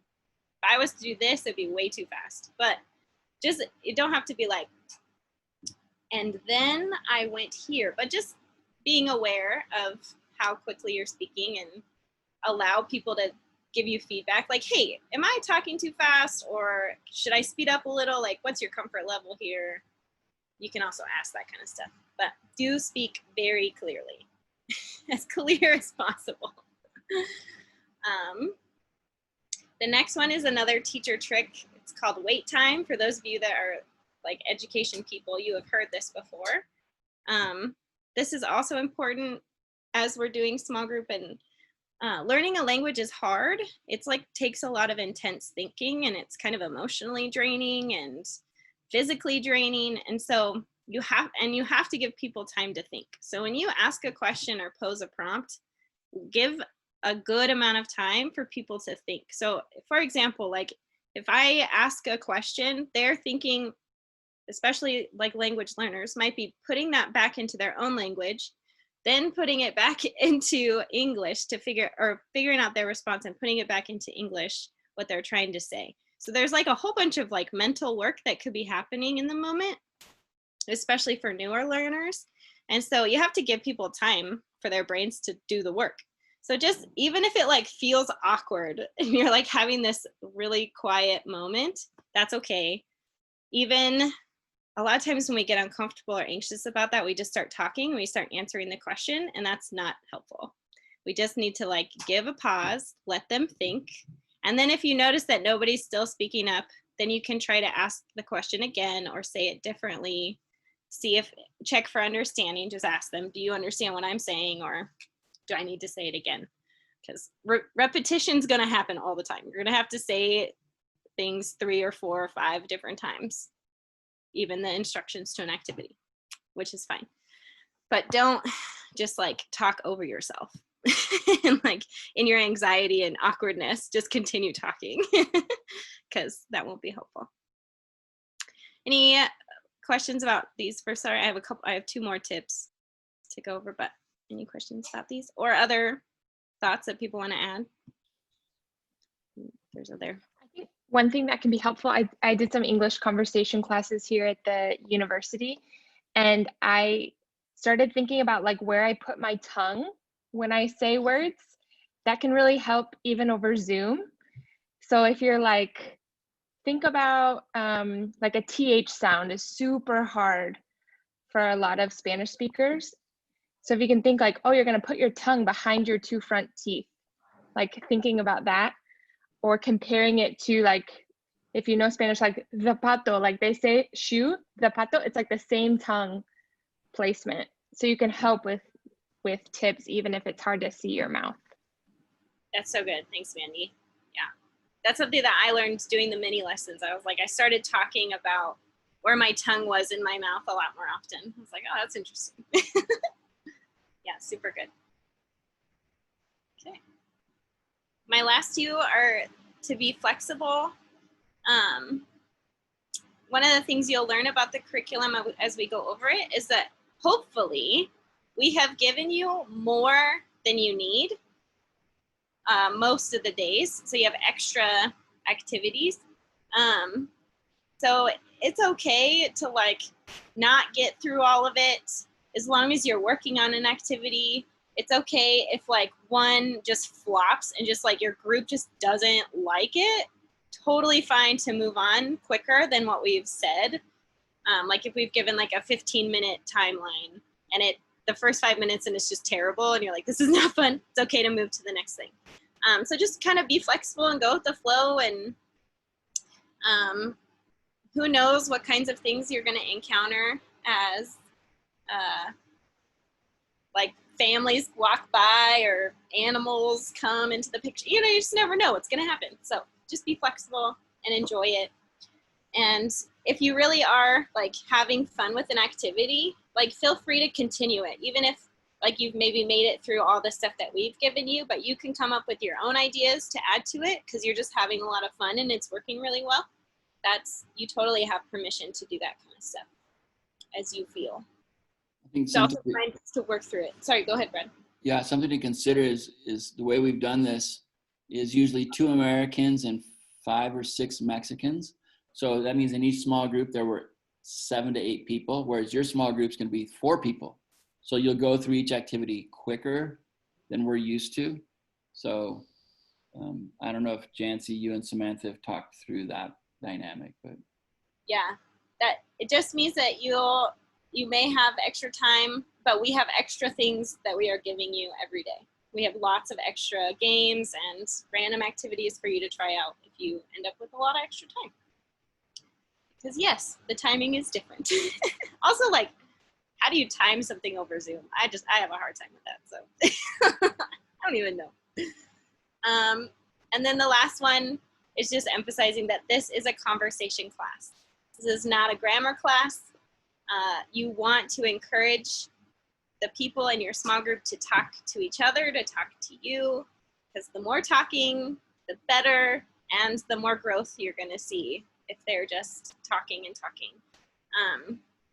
And if you're speaking in English. Also, I learned that you might have to encourage your small group to speak in English sometimes. It's okay if they're like figuring out like somebody doesn't, so maybe there's one person in your group who didn't really understand the instructions in English, so their like friends are going to help them in Spanish to help them understand. But it can also get to the place where they're just like going off and jabbering and jabbering and jabbering in Spanish, which is okay when we're on a break.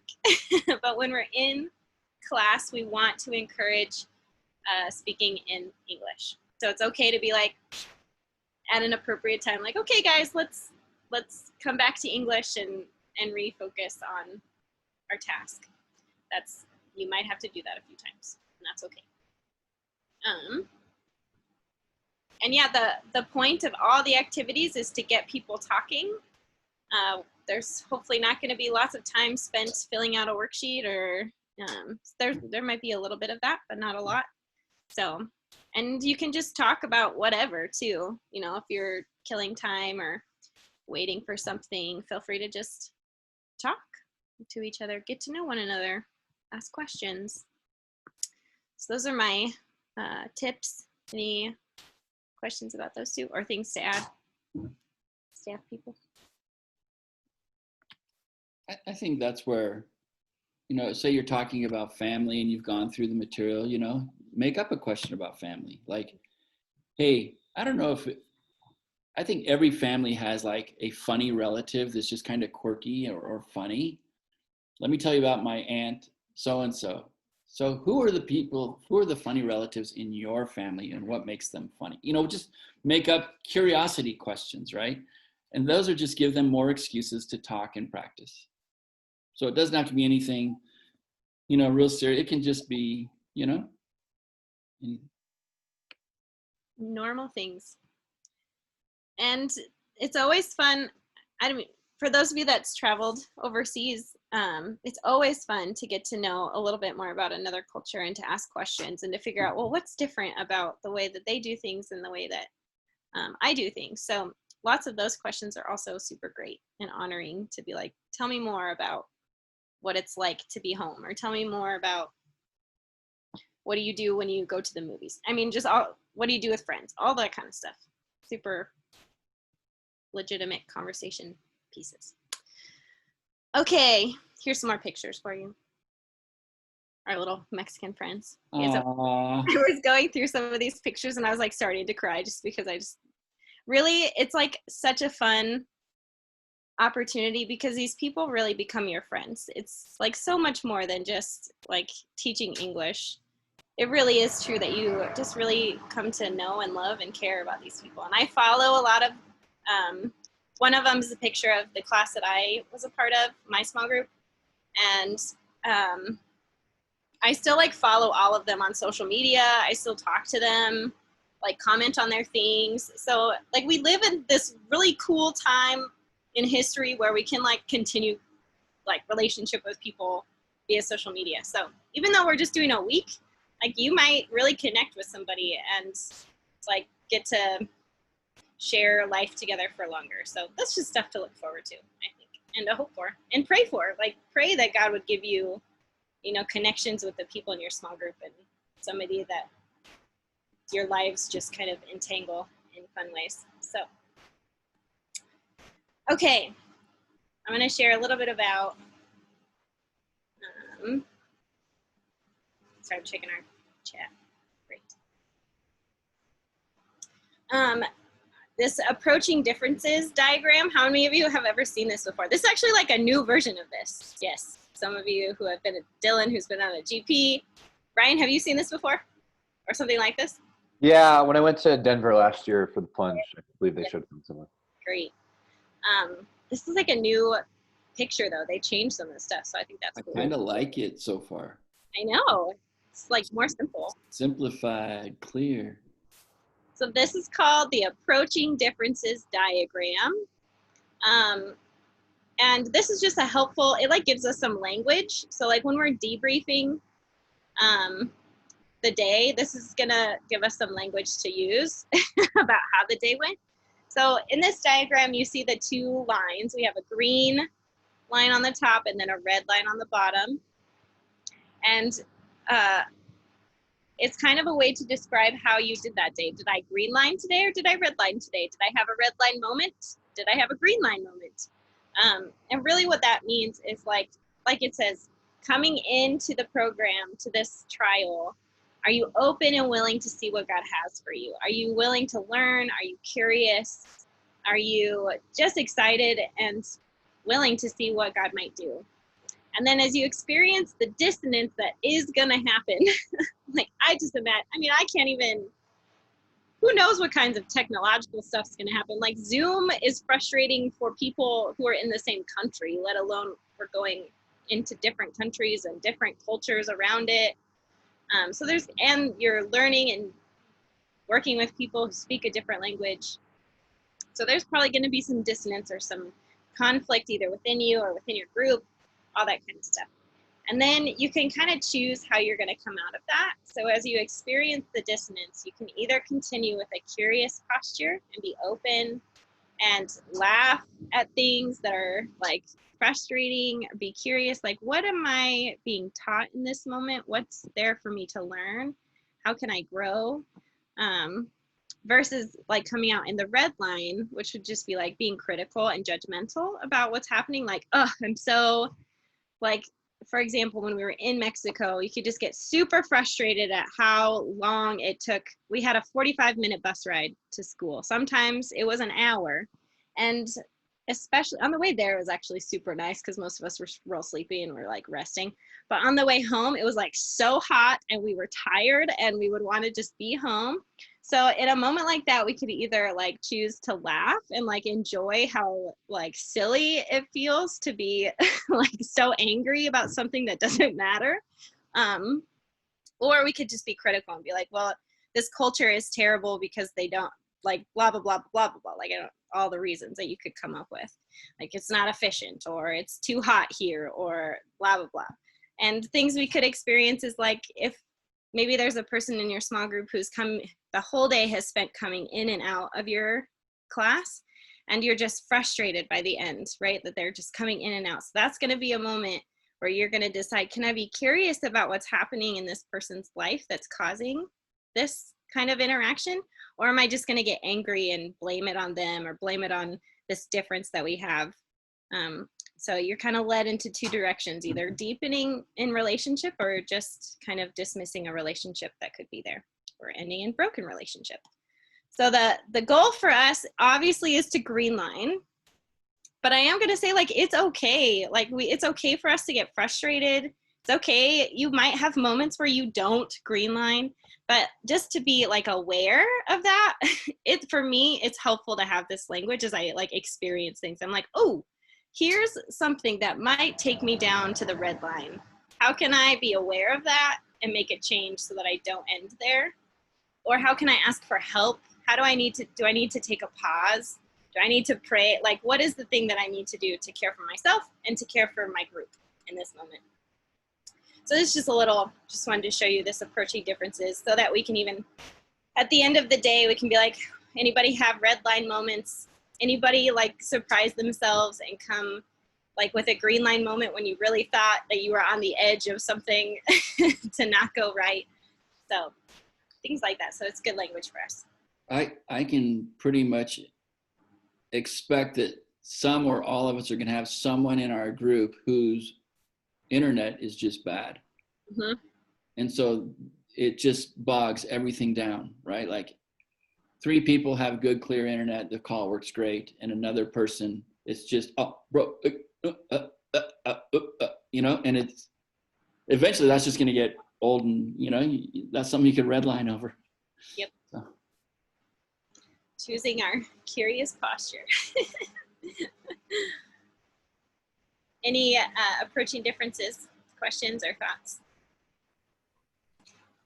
I know that all of you have like been in classes over Zoom, so it might be helpful to like think through what have been the things that have been frustrating for me, even in my semester over Zoom, in my classes that are things that might come up, just so you can be aware of those things and have pre-thought, do some reflection, even in your own experience, things that might happen.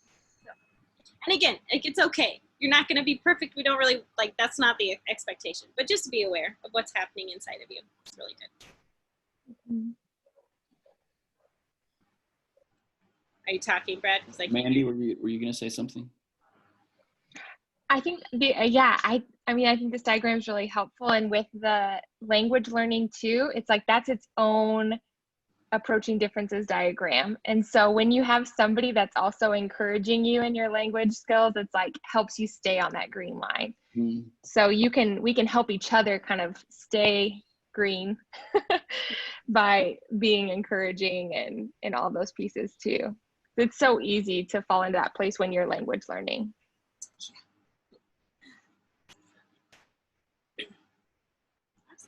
Okay.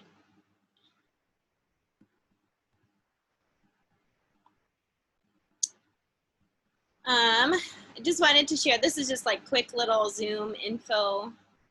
Just, this is very detail-y. Some of you may not even care, but just so you know, we're using Brad's Zoom account to do this. So he'll set up the class and he'll be the host. And so you don't have to worry about having like some special Zoom account. Just having what you're using for today is great. Like we've said, we'll be in breakout rooms for our small group time. And I wanted to check and see, like everyone knows how to share your screen and use the chat. That's something we can all say yes to. Can you like nod your heads? I'm looking down. Great. I figured so, but I was like, better check, because you will have to do that as the teacher, or at least it will be an option to you. There's other things that you might want to know how to do, like sharing a whiteboard or doing annotation on a document. And I can help you with some of those things. It's super easy if you don't know how to do them already. They're just pretty simple to figure out. But those are just options for you on Zoom to use as you're teaching. The materials that the students will need will be emailed to them. I would encourage you to try to keep it virtual as much as possible, but if they, like, we're gonna send them vocab lists and a couple worksheets, but if there's ways that you can figure out how to keep it in a shared space as much as possible, that would be my preference as the teacher, but totally, like, it's totally fine. And we want them to have the materials so that they can use them. But like if somebody didn't print them out or the email was weird or something happened, then just want to be able to share the info either over the chat or like a Google Doc or whatever you need to do. Yeah, go ahead, Brad. I just have a curiosity question. So it's when in my kind of generation, it seemed like everybody had a printer, and it seems like not many people have printers. I'm just curious, if you have a printer in your house or apartment, raise your hand. 1, 2, 3, 4, 5. Okay, because I don't know how many of the Compa people will. Yeah, I don't either. Which, you know, so there you go, for whatever that's worth. Yeah. So trying to figure out how to keep it. We wanted them to have the materials if they wanted to look at it again, but don't rely on that fact as you're teaching. And then like I said earlier, if you need some help, you can contact Brad. And if you have questions on your lesson or the stuff that we're doing, you can contact me. Samantha too, but she just will be popping in and out more, so I'll be around. All right, those are my, before we jump into the curriculum stuff, I don't know that we said this already, maybe we did. But when we do the curriculum, every day we'll have a different theme. That's kind of the overall picture. So each day the conversation will be about the same overall idea. Like family, we've mentioned, will be one. We're gonna do, I believe, family, food, jobs, and Music. Music will be our 4 themes for the week.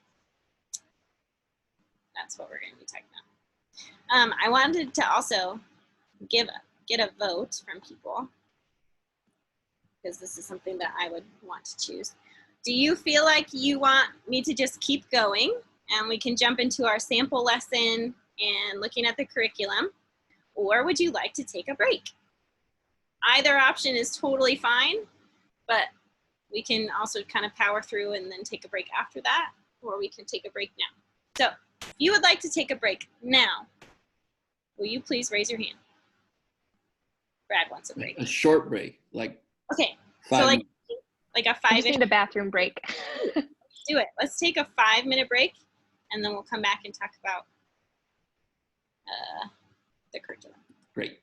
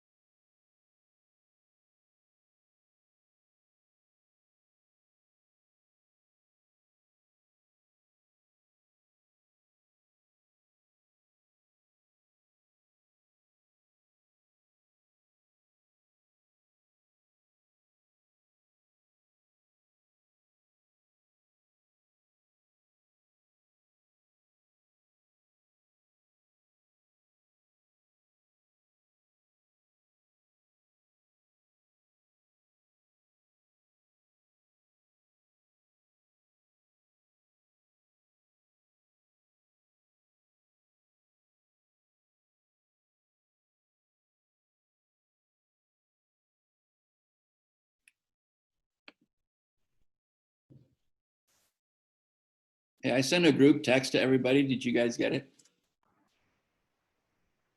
So Ryan got it. Emma, did you get it? Mandy, you gave a thumbs up. Abby got it. Nicole, did you get it? I got it. And actually, when I'm sorry, I missed who was talking. sorry, my you guys are lagging on my end, so I don't know. Anyway, who is the 1-970-985-2001? That's the one person I don't have a name for, at least.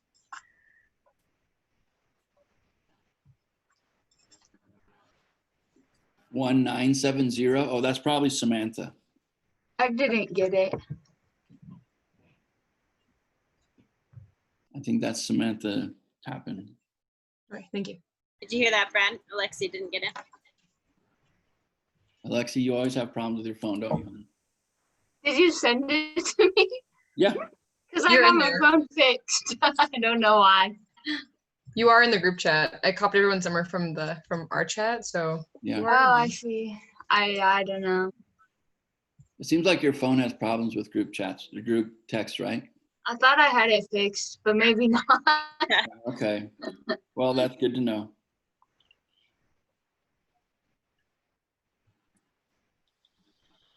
All right. Okay. Thanks for the break. Sure thing. This next section shouldn't take too long, so if you're getting antsy, shouldn't be too long. I'm trying to decide how I want to do it. I think I'm gonna share my screen again, and then I'll look at it. But yeah, I think we're gonna do that. That works. Is that okay? Is that an okay way to do that, friends? Cool beans, cool beans. I have to find it now. There it is. No, that's the wrong one. Doesn't know what to do. It happens. If I do this, maybe. Let's try it again.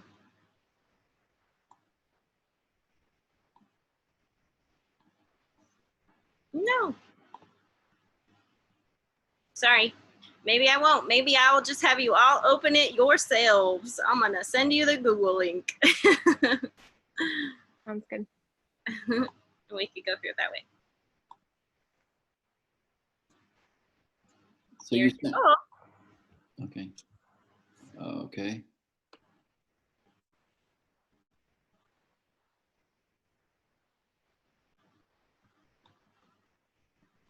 the first page is empty, so scroll down to the second page once you're there. Let me know.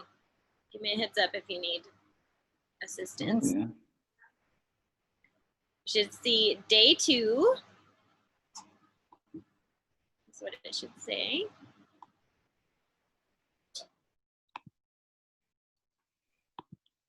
Okay, this will look familiar to you, Abby.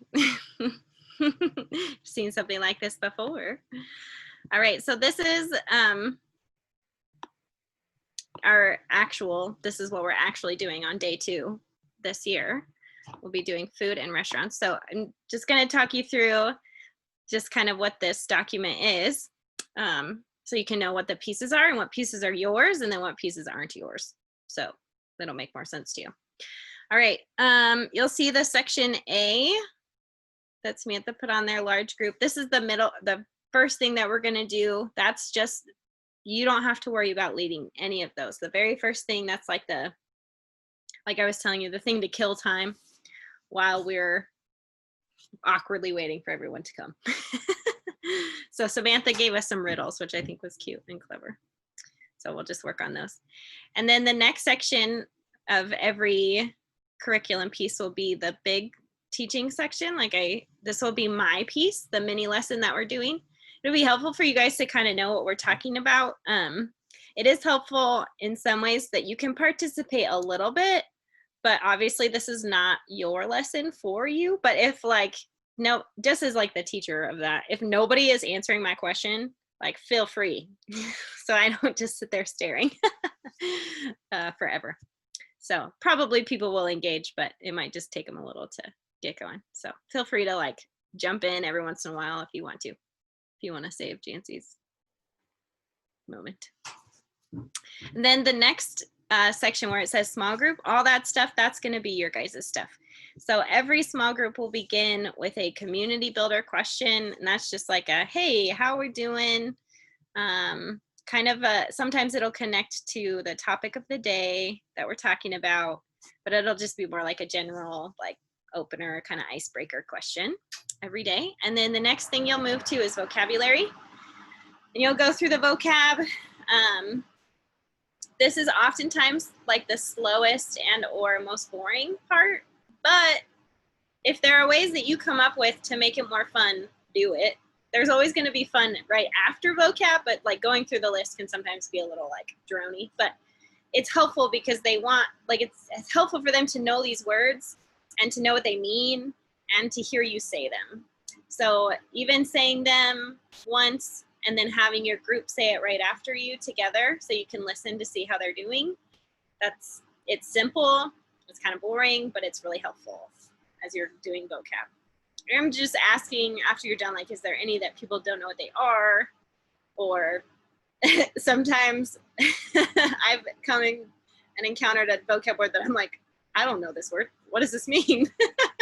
So sometimes that'll happen, but. So all you see on our vocab here is just like food names, and there's quite a few actually, and some like menu, all that kind of stuff. Yeah, thank you, Nicole. That'll happen a few times probably. Things will be on there multiple times. So then after vocab, you can see that there's going to be a activity to do with the vocab. So Samantha has us playing catchphrase, if you've ever played that game before. So you just you're like trying to describe the word without saying the word is the game catchphrase. So, and all the instructions for how to do all these activities are right there for you to see. Just read it over and make it work. So that should be fun. A funner way to have conversation, as you can see, than just like asking a question and doing a discussion. We try to build in some other, like, we're gonna play this game, or like Pictionary might come up, or just random different things to kind of spice it up a little bit. And then you'll take a break, and then we'll come back, and you can see the large group activity that Samantha gave us again as we're just gathering. That's not something you have to worry about. The movie clip is something that like I will do for us. We're all gonna watch a video together before we send you into small groups. And we might have that a few other times where there'll be like a video or something shared for everyone that we'll just do all together, since there's fewer of us than like a normal class. And this is like a really silly, do you remember this video, Abby? What this one was, like the hot dog? It's so weird. No. It's a funny video. And then after that, sent to your small groups where you're having, huh? Yes. I have a question. So have you figured out how to effectively share a video with sound through Zoom? Yeah, it should be, as long as the person sharing it has a Mac, we should be fine. That's what we've learned. Okay, good. Yeah. So then there's a little, you'll see a discussion and then a couple of other discussion activities. And then a restaurant role play. Role play is popular. We'll do lots of role play where you like, especially in the job day, you're going to do like fake interviews and all of that stuff, which will be fun. And then you can see the little, I'm on number 4 now. I see your question, Andrew. I'll get to it in just a second. What kind of person are you? So that's like the this or that kind of game. So that'll be fun. And then there's a bunch, Samantha has given us a bunch of extra things. So it's very, like, I can't imagine, I mean, maybe you will, because like Brad said, this is a smaller group of people, but there's a lot of stuff here. So it's really, really okay to not make it all the way through stuff. And it's also fine if you like blaze through and you have extra stuff. After every day, there'll be extra activities that you can choose from, or if you just know like a fun thing to do on Zoom, that's great. Or if you just want to be like, what are you doing the rest of the day? Because if you have like 5 minutes left that you're waiting on, you don't have to start a brand new activity, but you can just have conversation. So so that's kind of what the structure of our lessons will look like. You can see that there's instructions and,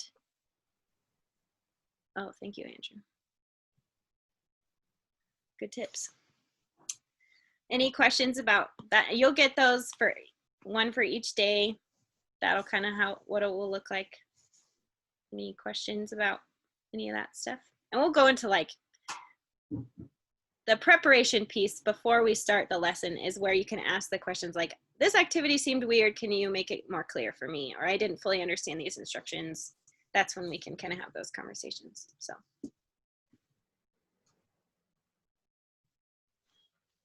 Any other? Fabulous. Does that make sense? Does it sound fun? I hope so. I'm excited. I know it sounds fun to me, but it's because I've done it before, so I know it can be fun.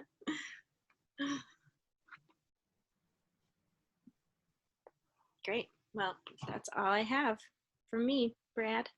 Do you want to lead us through one of those things and pretend that we're your group? Okay. One of those activities? Sure. Let me pick one. Like literally do it as if we were your Mexican students. So.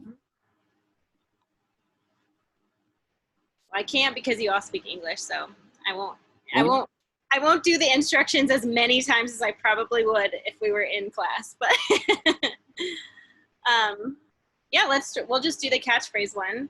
So we'll say we've gone through all of the vocab, you've clarified what things are, figured out how to pronounce things. A lot of times it's helpful if you look up, these are random tips, but if you look up the translation in Spanish, because sometimes like fruit, especially like food, can be like, well, is it this word or is it this word in Spanish? So some of those things you can feel free to use Google Translate or ask your people in your group. And different parts of Latin America have different words. Yeah. You know, so what they use in Guatemala might be different than what they use in Mexico, which is different than what they use in Bolivia. Right. Or even in different parts of Mexico, right? Like they kind of say. It can happen, yeah. So. Yeah, so you'll just want to walk through some of that stuff. All right, so we're going to play catchphrase, everybody. Okay. This is a game that we play in the States. And the point of this game is similar to charades, except for instead of acting out something, we're trying to have people guess a word based on how we describe it. So we're going to have a group of words that I'm going to randomize. Hint, hint, you can randomize things on Google. Super easy. Can like number them and then have it randomize something for you. Random things that you learn. Or you can just randomly choose one as the leader. That's and like, you can send it to them in the chat. I'll randomize it. And then I'm going to go first and show you what we're going to try to do. You guys are going to try to guess the word that I'm describing from our vocab list. And once we get that, then we'll move to the next person. So my word, I'm going to choose. This is a spice that you put on lots of different kinds of food. It's white. It looks like little rocks. Sesame. Cocaine. Salt. Sugar. Salt. Cocaine, yes. Sal. Salt.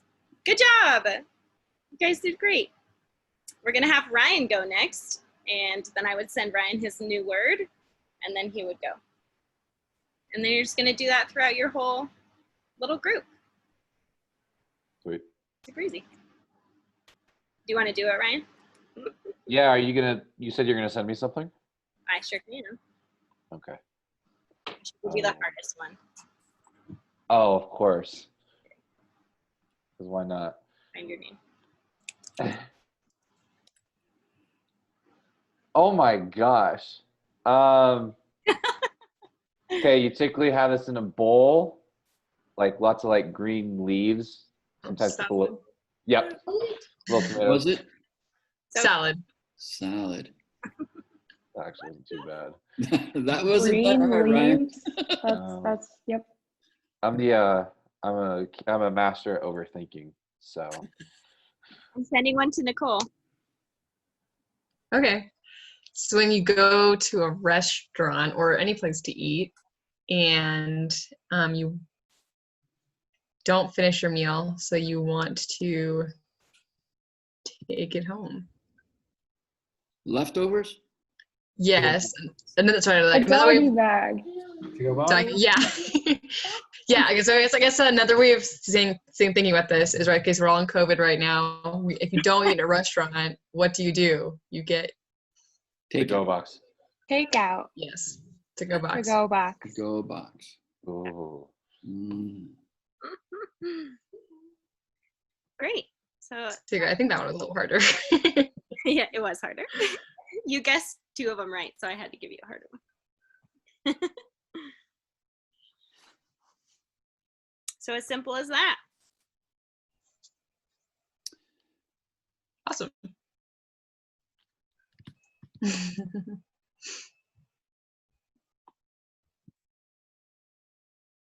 You guys have any other questions about the curriculum stuff and kind of what it would be like? Did you say? Oh, sorry. No, go for it. Okay. Did you say you were gonna send us like the days ahead of time so we could look over them like a few days ahead or whatever? Bet. Perfect. Do you? Okay. Oh, No, sorry. go ahead.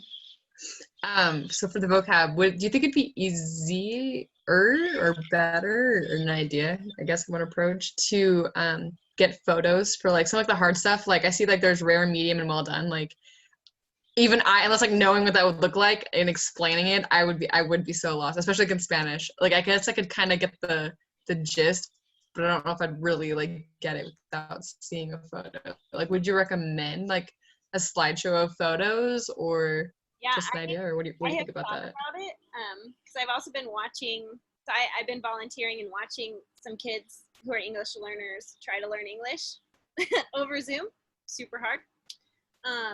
And they do a lot of pictures and stuff. But what I'm watching is that it doesn't really help these kids all that much. But if there's like hard ones like this, like that, you're just like, I don't know how to explain it. Like, feel free, absolutely. Like, send pictures. That's some of the nice stuff that we have, you know, to our disposal. Like, we have the internet, so you can look up videos or send pictures or anything. I have another tip too, just from being like, this is my major.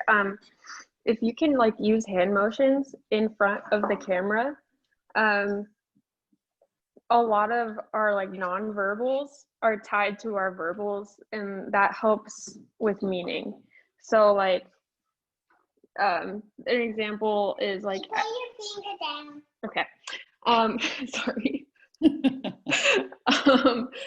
We watched a video explaining where we had to watch it with no sound, and this guy was totally still just lecturing at first in a different language than what we were speaking, and we couldn't figure it out. And then we put on the sound, and he was speaking another language, and he was totally, you know, was still, and we still couldn't figure it out. But once he started using his hand motions, then we could kind of figure out what was going on. So even if we don't know what's being said necessarily, our hand motions can like kind of help guide the process of decoding it.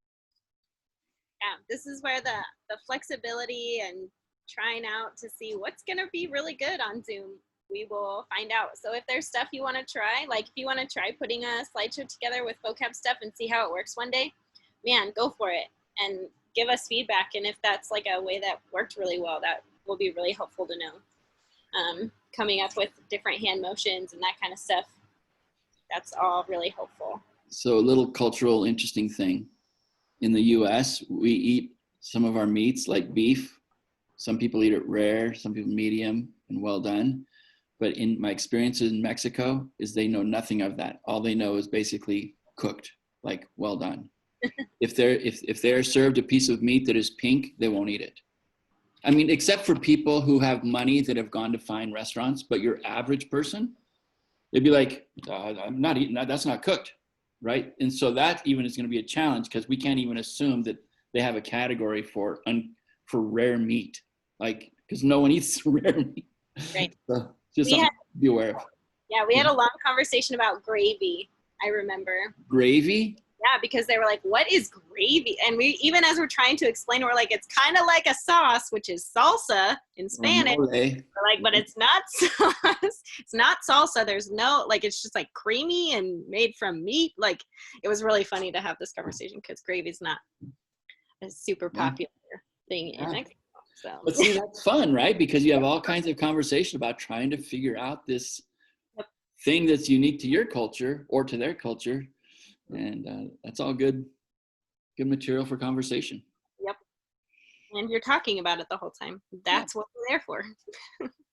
Yeah. Just a question, as we introduce the vocabulary specifically, would you prefer for those that speak Spanish to translate the words into the Spanish word, or is it better to like explain it so that they're also using their kind of language learning skills to piece together what it is? Do you have a preference of how to navigate that? I mean, we're going to have, what we've learned so far is we're going to have mostly advanced and intermediate speakers.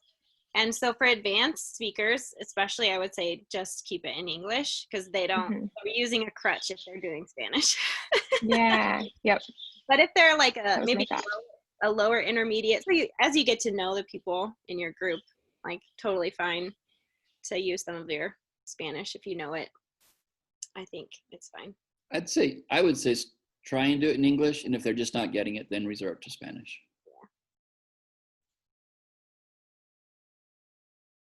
So as you guys look at that example that Jancy gave, does that feel doable to you? Does that feel doable?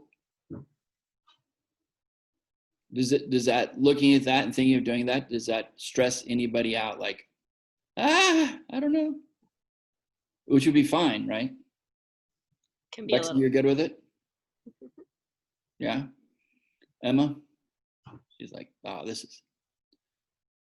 she's dealing with kids. Cool. Andrew, how do you feel about stuff?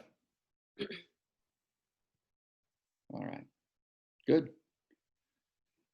Is that all your material that you got there, Jancy? Yes, sir. Well, look at that. We're Nice. going to finish early. I would love for us to spend a little time praying and just praying over ourselves, but over our compa friends and just over the program. So maybe we can just take a few minutes of an open time of prayer, and whoever wants to pray can pray. And maybe when it feels like people have had a chance to pray, Mandy, would you close us out? Awesome.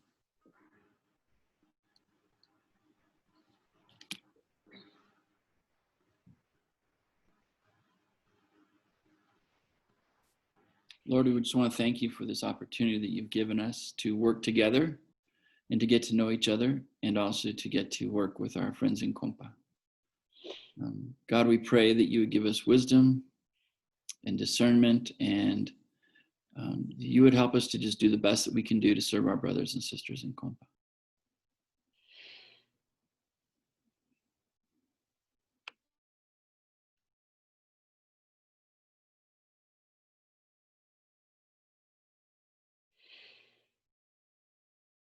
Lord, we just pray for the logistics of everything to come to place, that you would go before us and bring the people that need to be there, and go before our technology and do miracles for us. And then in the moments when things just feel like they're not going well, will you just give us grace for ourselves and for the moments, and just come meet us in all of it, in the really good and the hard moments.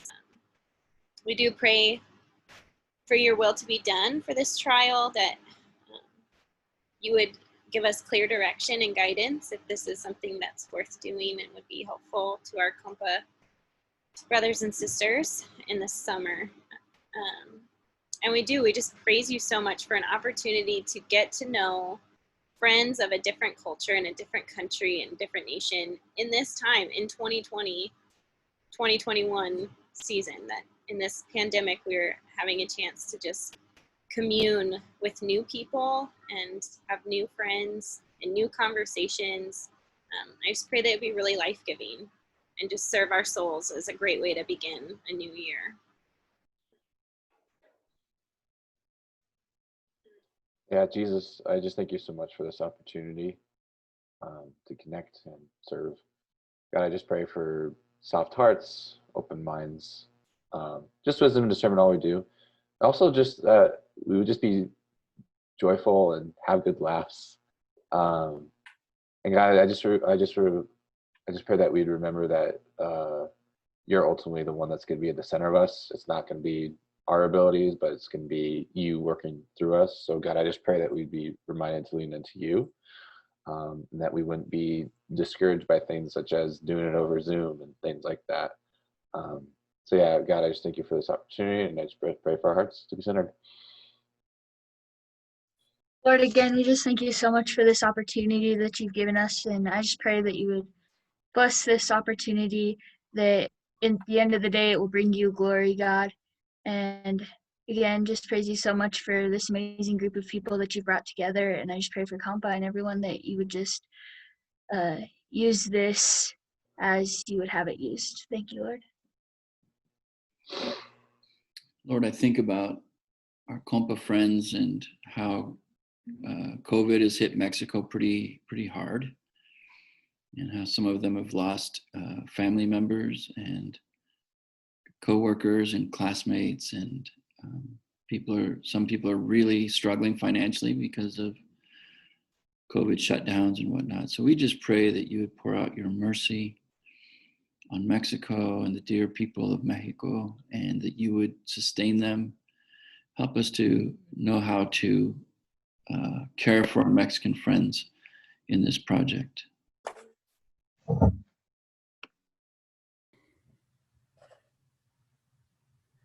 Lord, we just thank you for this opportunity so much. And we pray that as we go into preparing for this, that you would just open our hearts and our minds and give us patience and understanding at times when we're frustrated, and help us to just give us an open heart and help us to connect in meaningful ways with these people and show them your love, God.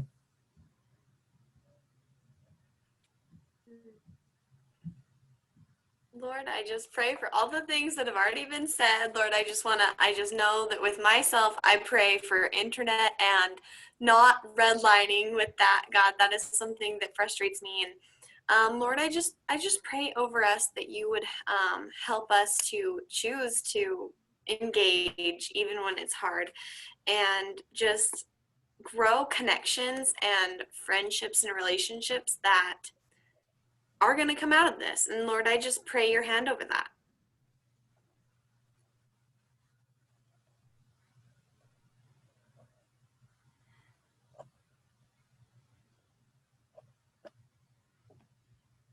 Lord, will you continue to make us curious and creative?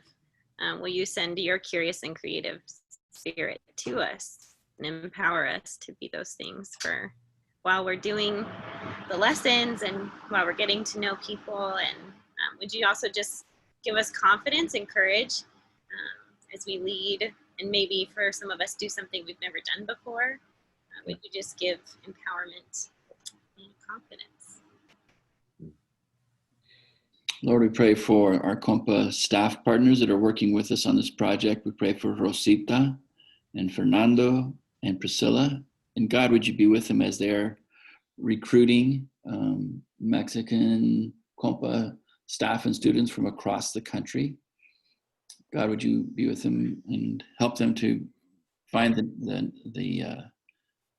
the other 15 people that they still need to complete the project. And we know that you will provide them, but be with the Compa staff as they work on that.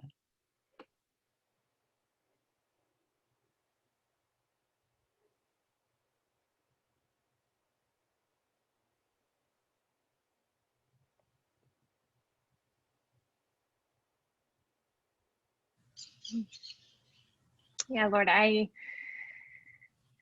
feel so grateful for this group from Utah and Idaho, and the ways that you brought them together for this time, and that they have a desire to connect cross-culturally, and I think really to serve and I pray that they would know that they hold your image, Jesus, and that they get to share and help others encounter you just by being themselves in this space and by encouraging the students of Compa and whoever shows up on this call. Lord, we believe it's from you.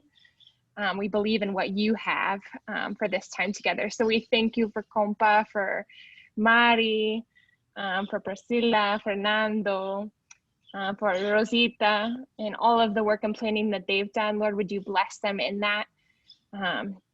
And we want to encounter you in this time. So I pray for the fruit of your spirit to be with each of us in this time. Your love, joy, peace, patience, kindness, goodness, faithfulness, gentleness, and self-control.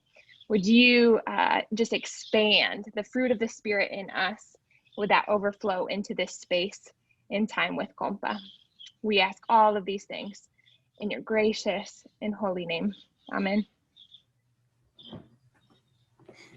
Amen. Thank you, guys. Thanks, Jancy. That was fantastic and helpful. Thanks for being here, everybody. Yeah, and of course Josie will be with us next time, and Emma probably won't be watching. Nope. The little chitlins next time. But it's great to meet you guys. Dylan, Nicole, Alexi, Mandy, Abby, Andrew, Ryan. Good to meet you guys. So don't hesitate to ask Jancy questions. She's the smart one in the group. If you need a good dad joke, you can contact me. No, but seriously, any questions are fair game. You can contact Jancy, Samantha, or myself. And we'd be happy to talk things through with you. And just in case you were curious, I had this thought while we were praying. We will probably not be doing any prayer in the English lessons small groups because it was really interesting. In Mexico, in the universities, they don't allow religion stuff on campus. They can't have religious clubs or anything. But they give us permission to come on campus and do our program on campus, which is fantastic. And they loved it. But we told them, we are Christians, but we are not coming, we're coming here to teach English. And we will not do any religious stuff or content or material on campus. So it's in the evenings afterwards that we would do anything that was religious, and it was all voluntary. And that worked really well. And they really respected that. And they were like, you are always welcome to come back to our school. Whatever you need, we want. And this is student government. I mean, they opened the doors for us. God opened the doors for us in a beautiful way because we honored their wishes, right? And we respected them, and we weren't being sneaky or tricky. I mean, we had student government leaders in our English course, and we know they were kind of, well, let's see what these guys do. And they loved it. They were some of the biggest advocates. They went and recruited and advocated for us. It's a beautiful thing. So we want to kind of continue to honor those kind of things when we're students, that we don't do like any kind of a bait and switch, right? Like, come learn English. Hey, here's the gospel, right? Like, that's kind of cheesy. So we want to be really upfront, and we can tell people if we have non-Christians and they ask you, hey, what does it mean to be a Christian? You can say, you know what, why don't you and I talk about that later? That's a great question, but we're not going to do that during the English class. You know what I mean? And so anyways, that's just a random thought. All right, well, look at that. You have extra time this afternoon that you weren't planning on. So I like it when we plan for this much and it only takes this much. That's, in my world, that's a win. So cool. So if there aren't any other questions, then I think we can end this call. Before we go, any questions, comments from anyone? I have a scheduling comment, but everyone else can leave. They don't need to hear this. So do you have a comment or a question for me? Well, yeah, just about Friday, but like people can leave. They don't have to stay here for this. Okay. Next time we're together, we'll be in Mexico. So fun. Oh, don't say it that way. I wish I was in Mexico. We go eat gorditas and tacos on the street. Soon. Okay, guys, blessings. God bless. Feel free to sign out. I'll hang on and talk with Nicole. If anyone else wants to stay, you can. So. Thanks. Jancy, you gonna stay? Yeah. Good. Awesome. Okay. Also, I apologize if I don't reply right away. My internet is lagging. Hopefully, I'll figure that out by next week. Quick, just scheduling thing. So Friday is our debrief. Yeah. Friday is the day the 8th. I'm getting my wisdom teeth out. Oh, I know. oh, I'm sorry. Me too. So, needless to say that I won't be on. With that said, though, on Thursday, like if you want to send me the questions you'll ask, I can just type up a Word document or email, and I can give you my feedback, and then I'll just wish you guys well and see you when I see you next. But I won't be here Friday. I think that's great. Cool. Or what you can do is as you go throughout the week, just keep a little notepad, make your little notes, because I find it's better to do that as you go than try and do it at the end and think back, because there's so much happens. And maybe just turn those into a little, hey, here's some random thoughts I have, and send that to us. That would be another way to do it. Does that make sense? Awesome. Okay, I might do that then. Yeah, thank you. Yeah. How many wisdom teeth are you getting pulled? Luckily, I only have 2, one here, one here. So Well, that might not be too bad then. yeah, I'm just not looking forward to it. My No. dad makes the dad joke of there should just be a pill where, you know, they just disintegrate, right? It's 2022, right? Why do we still have to do a surgery? And he's like, they could call it unwise. Yeah. Sounds like a dad joke. Yeah. Yeah. Cool. Yeah, awesome. So I'm looking forward to this. Awesome. Thank you. Thank you. God bless you, Nicole. Dylan, did you have a question? So kind of similar, because if I remember right, Ambition starts on Friday. It does. And so. Are you going to Ambition? Yeah. Yes. I'm pretty sure we'll be done early afternoon. Okay. Like we'll start at a regular start time, and I think we'll probably just take that first 2-hour block. My hunch is that'll be enough. Okay. And if not, you can just, participate in that part and then just bug out and have a little downtime before Ambition starts. Okay. Good call. Yeah. Fantastic. Well, thanks for being willing to be a part, Dylan. Yeah. All right. I should just make a rule. Everyone needs to wear flannel. That would be funny. You we do that for it? So. just as a joke. Wouldn't that be funny? Where are all the Americans wearing flannel? Don't you know it's the style? When you live in Utah and Idaho, it's like a law. Right? That just kind of reminds me when my sister went on a trip. It's a Nazarene Youth Conference. Happens every 4 years. People from Canada, Mexico, and U.S. all go. Fun. And all the Idaho students they tried to convince everyone that Idahoans were so behind on technology. iPods had just come out, and they were talking about their new record, 8 tracks and whatnot. And, yeah. Oh, that's funny. That's funny. Anyways. Cool. Well, Jance, if you can stay on a minute, I got a couple of comments for you. Sure. Bye, guys. We'll see you, Dylan. So I was looking at this, going back to the day 2 lesson, Mm-hmm.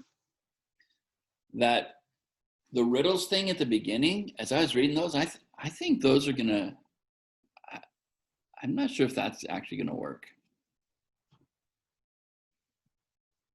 So Figure it out. because like what has an ear but cannot hear? Well, in Spanish, corn is not called an ear of corn. True. Right? And what has a head and a tail but no body? They don't call that. Yeah, these are Samantha, so I haven't even looked at them. Really. Right. I'm just going to give you a heads up that I think those. Now, I think the next one, I look green, but what is red and what you spit out is black. That one would work. But the next one, I'm a bell. But see, they don't call them bell peppers. Right. It's called chile morron. And so that doesn't translate. Right. And I don't think they would know that in English we call it a bell pepper. So I think that one would. Yeah, I only read the first one. I was like, OT and a teapot. That's cute. Yeah, that one I think that could work. That's true. What is orange and sounds like a parrot? I think that could work. I think that one would work okay. Which two things can you mushroom never one. eat for breakfast? That I think that would work. And what kind of room has no doors or windows? I don't know if that one would work. Mushroom. If they know the word mushroom, And if that would be a tough one because those are plays on words, right? puns, so that's harder. So no, it's just a heads up on that. Yeah, that's funny. In English, they're fine. Fine, really, for English speakers. And doubtfully we would make it through more than 2 as people are coming. Yeah. Anyways, that was my thought. But good job. I thought that went well. Do you feel like it went okay? Yeah. Yeah. And I really liked your slides you put together. I thought that was really nice and well done. And good job. Perfect. And I think our team will be good, although some of them hardly spoke at all. I was starting to wonder. I think they'll be okay. I think they'll be okay. I mean, I know my students are good, so. Well, good. Yeah. All right, friend. Well, hope you I think I have a little bit of a doubt about that first day, in that seemed like I know Samantha went through who's doing what that first day. Is that written somewhere? Did she send that to us? I think she sent it in an email. Or no, maybe she hasn't sent that yet. Yesterday or weeks ago? Yeah. She might have done it a while ago. So I don't know if it's, yeah, now I can't remember if she did or not. Because I think I'm going to have to get together with Rosita and talk about an activity, a get to know you activity that we're going to start out with, right? Or the intro. Yeah. Whatever you want to say. So I just need to work on that and make sure that I'm got my stuff together. So cool. Well, it'll be fun. It'll be interesting. I've never been on a Zoom call with 40 people. I know. I have done one, but it was for it was like a webinar that Ivy was doing, and we weren't talking to each other. So. Right. You're just kind of watching. Yeah. But that's it. It'll be interesting. Yeah. And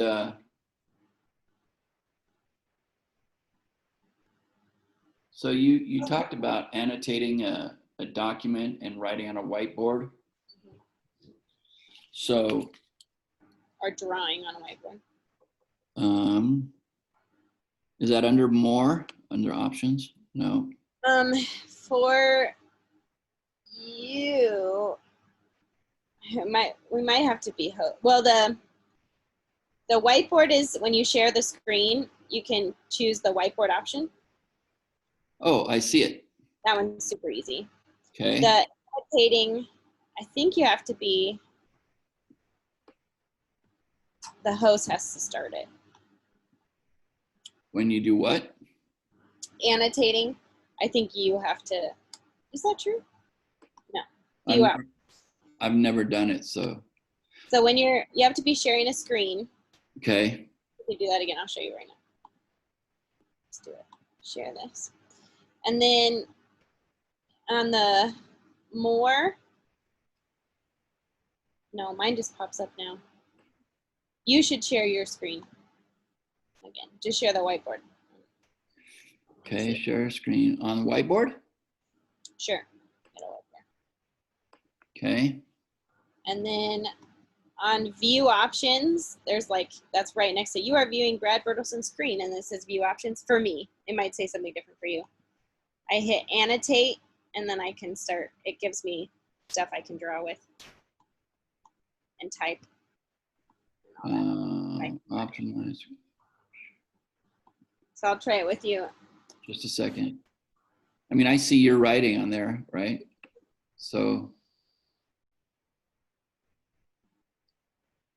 what was the thing that you said I should be looking for? It might have to be, so stop sharing your screen. Maybe if I share mine, it'll work now that I remember what it looks like. So if I share, at the top it should say you are sharing Jancy Schrader's screen. View options. And you go down where it says annotate, Okay. and then you can choose your tool. This is Okay. how we do Bible study. Like we manuscript all together on one. Yeah, I've seen people do it, but I've never done that. So that's how. How fancy is that? Well done. That looks nice for over. And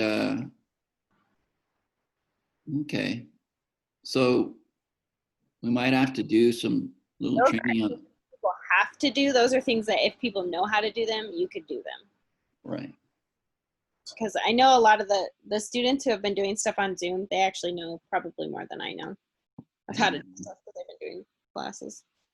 Okay. All right. Well, I guess I'm gonna stop recording.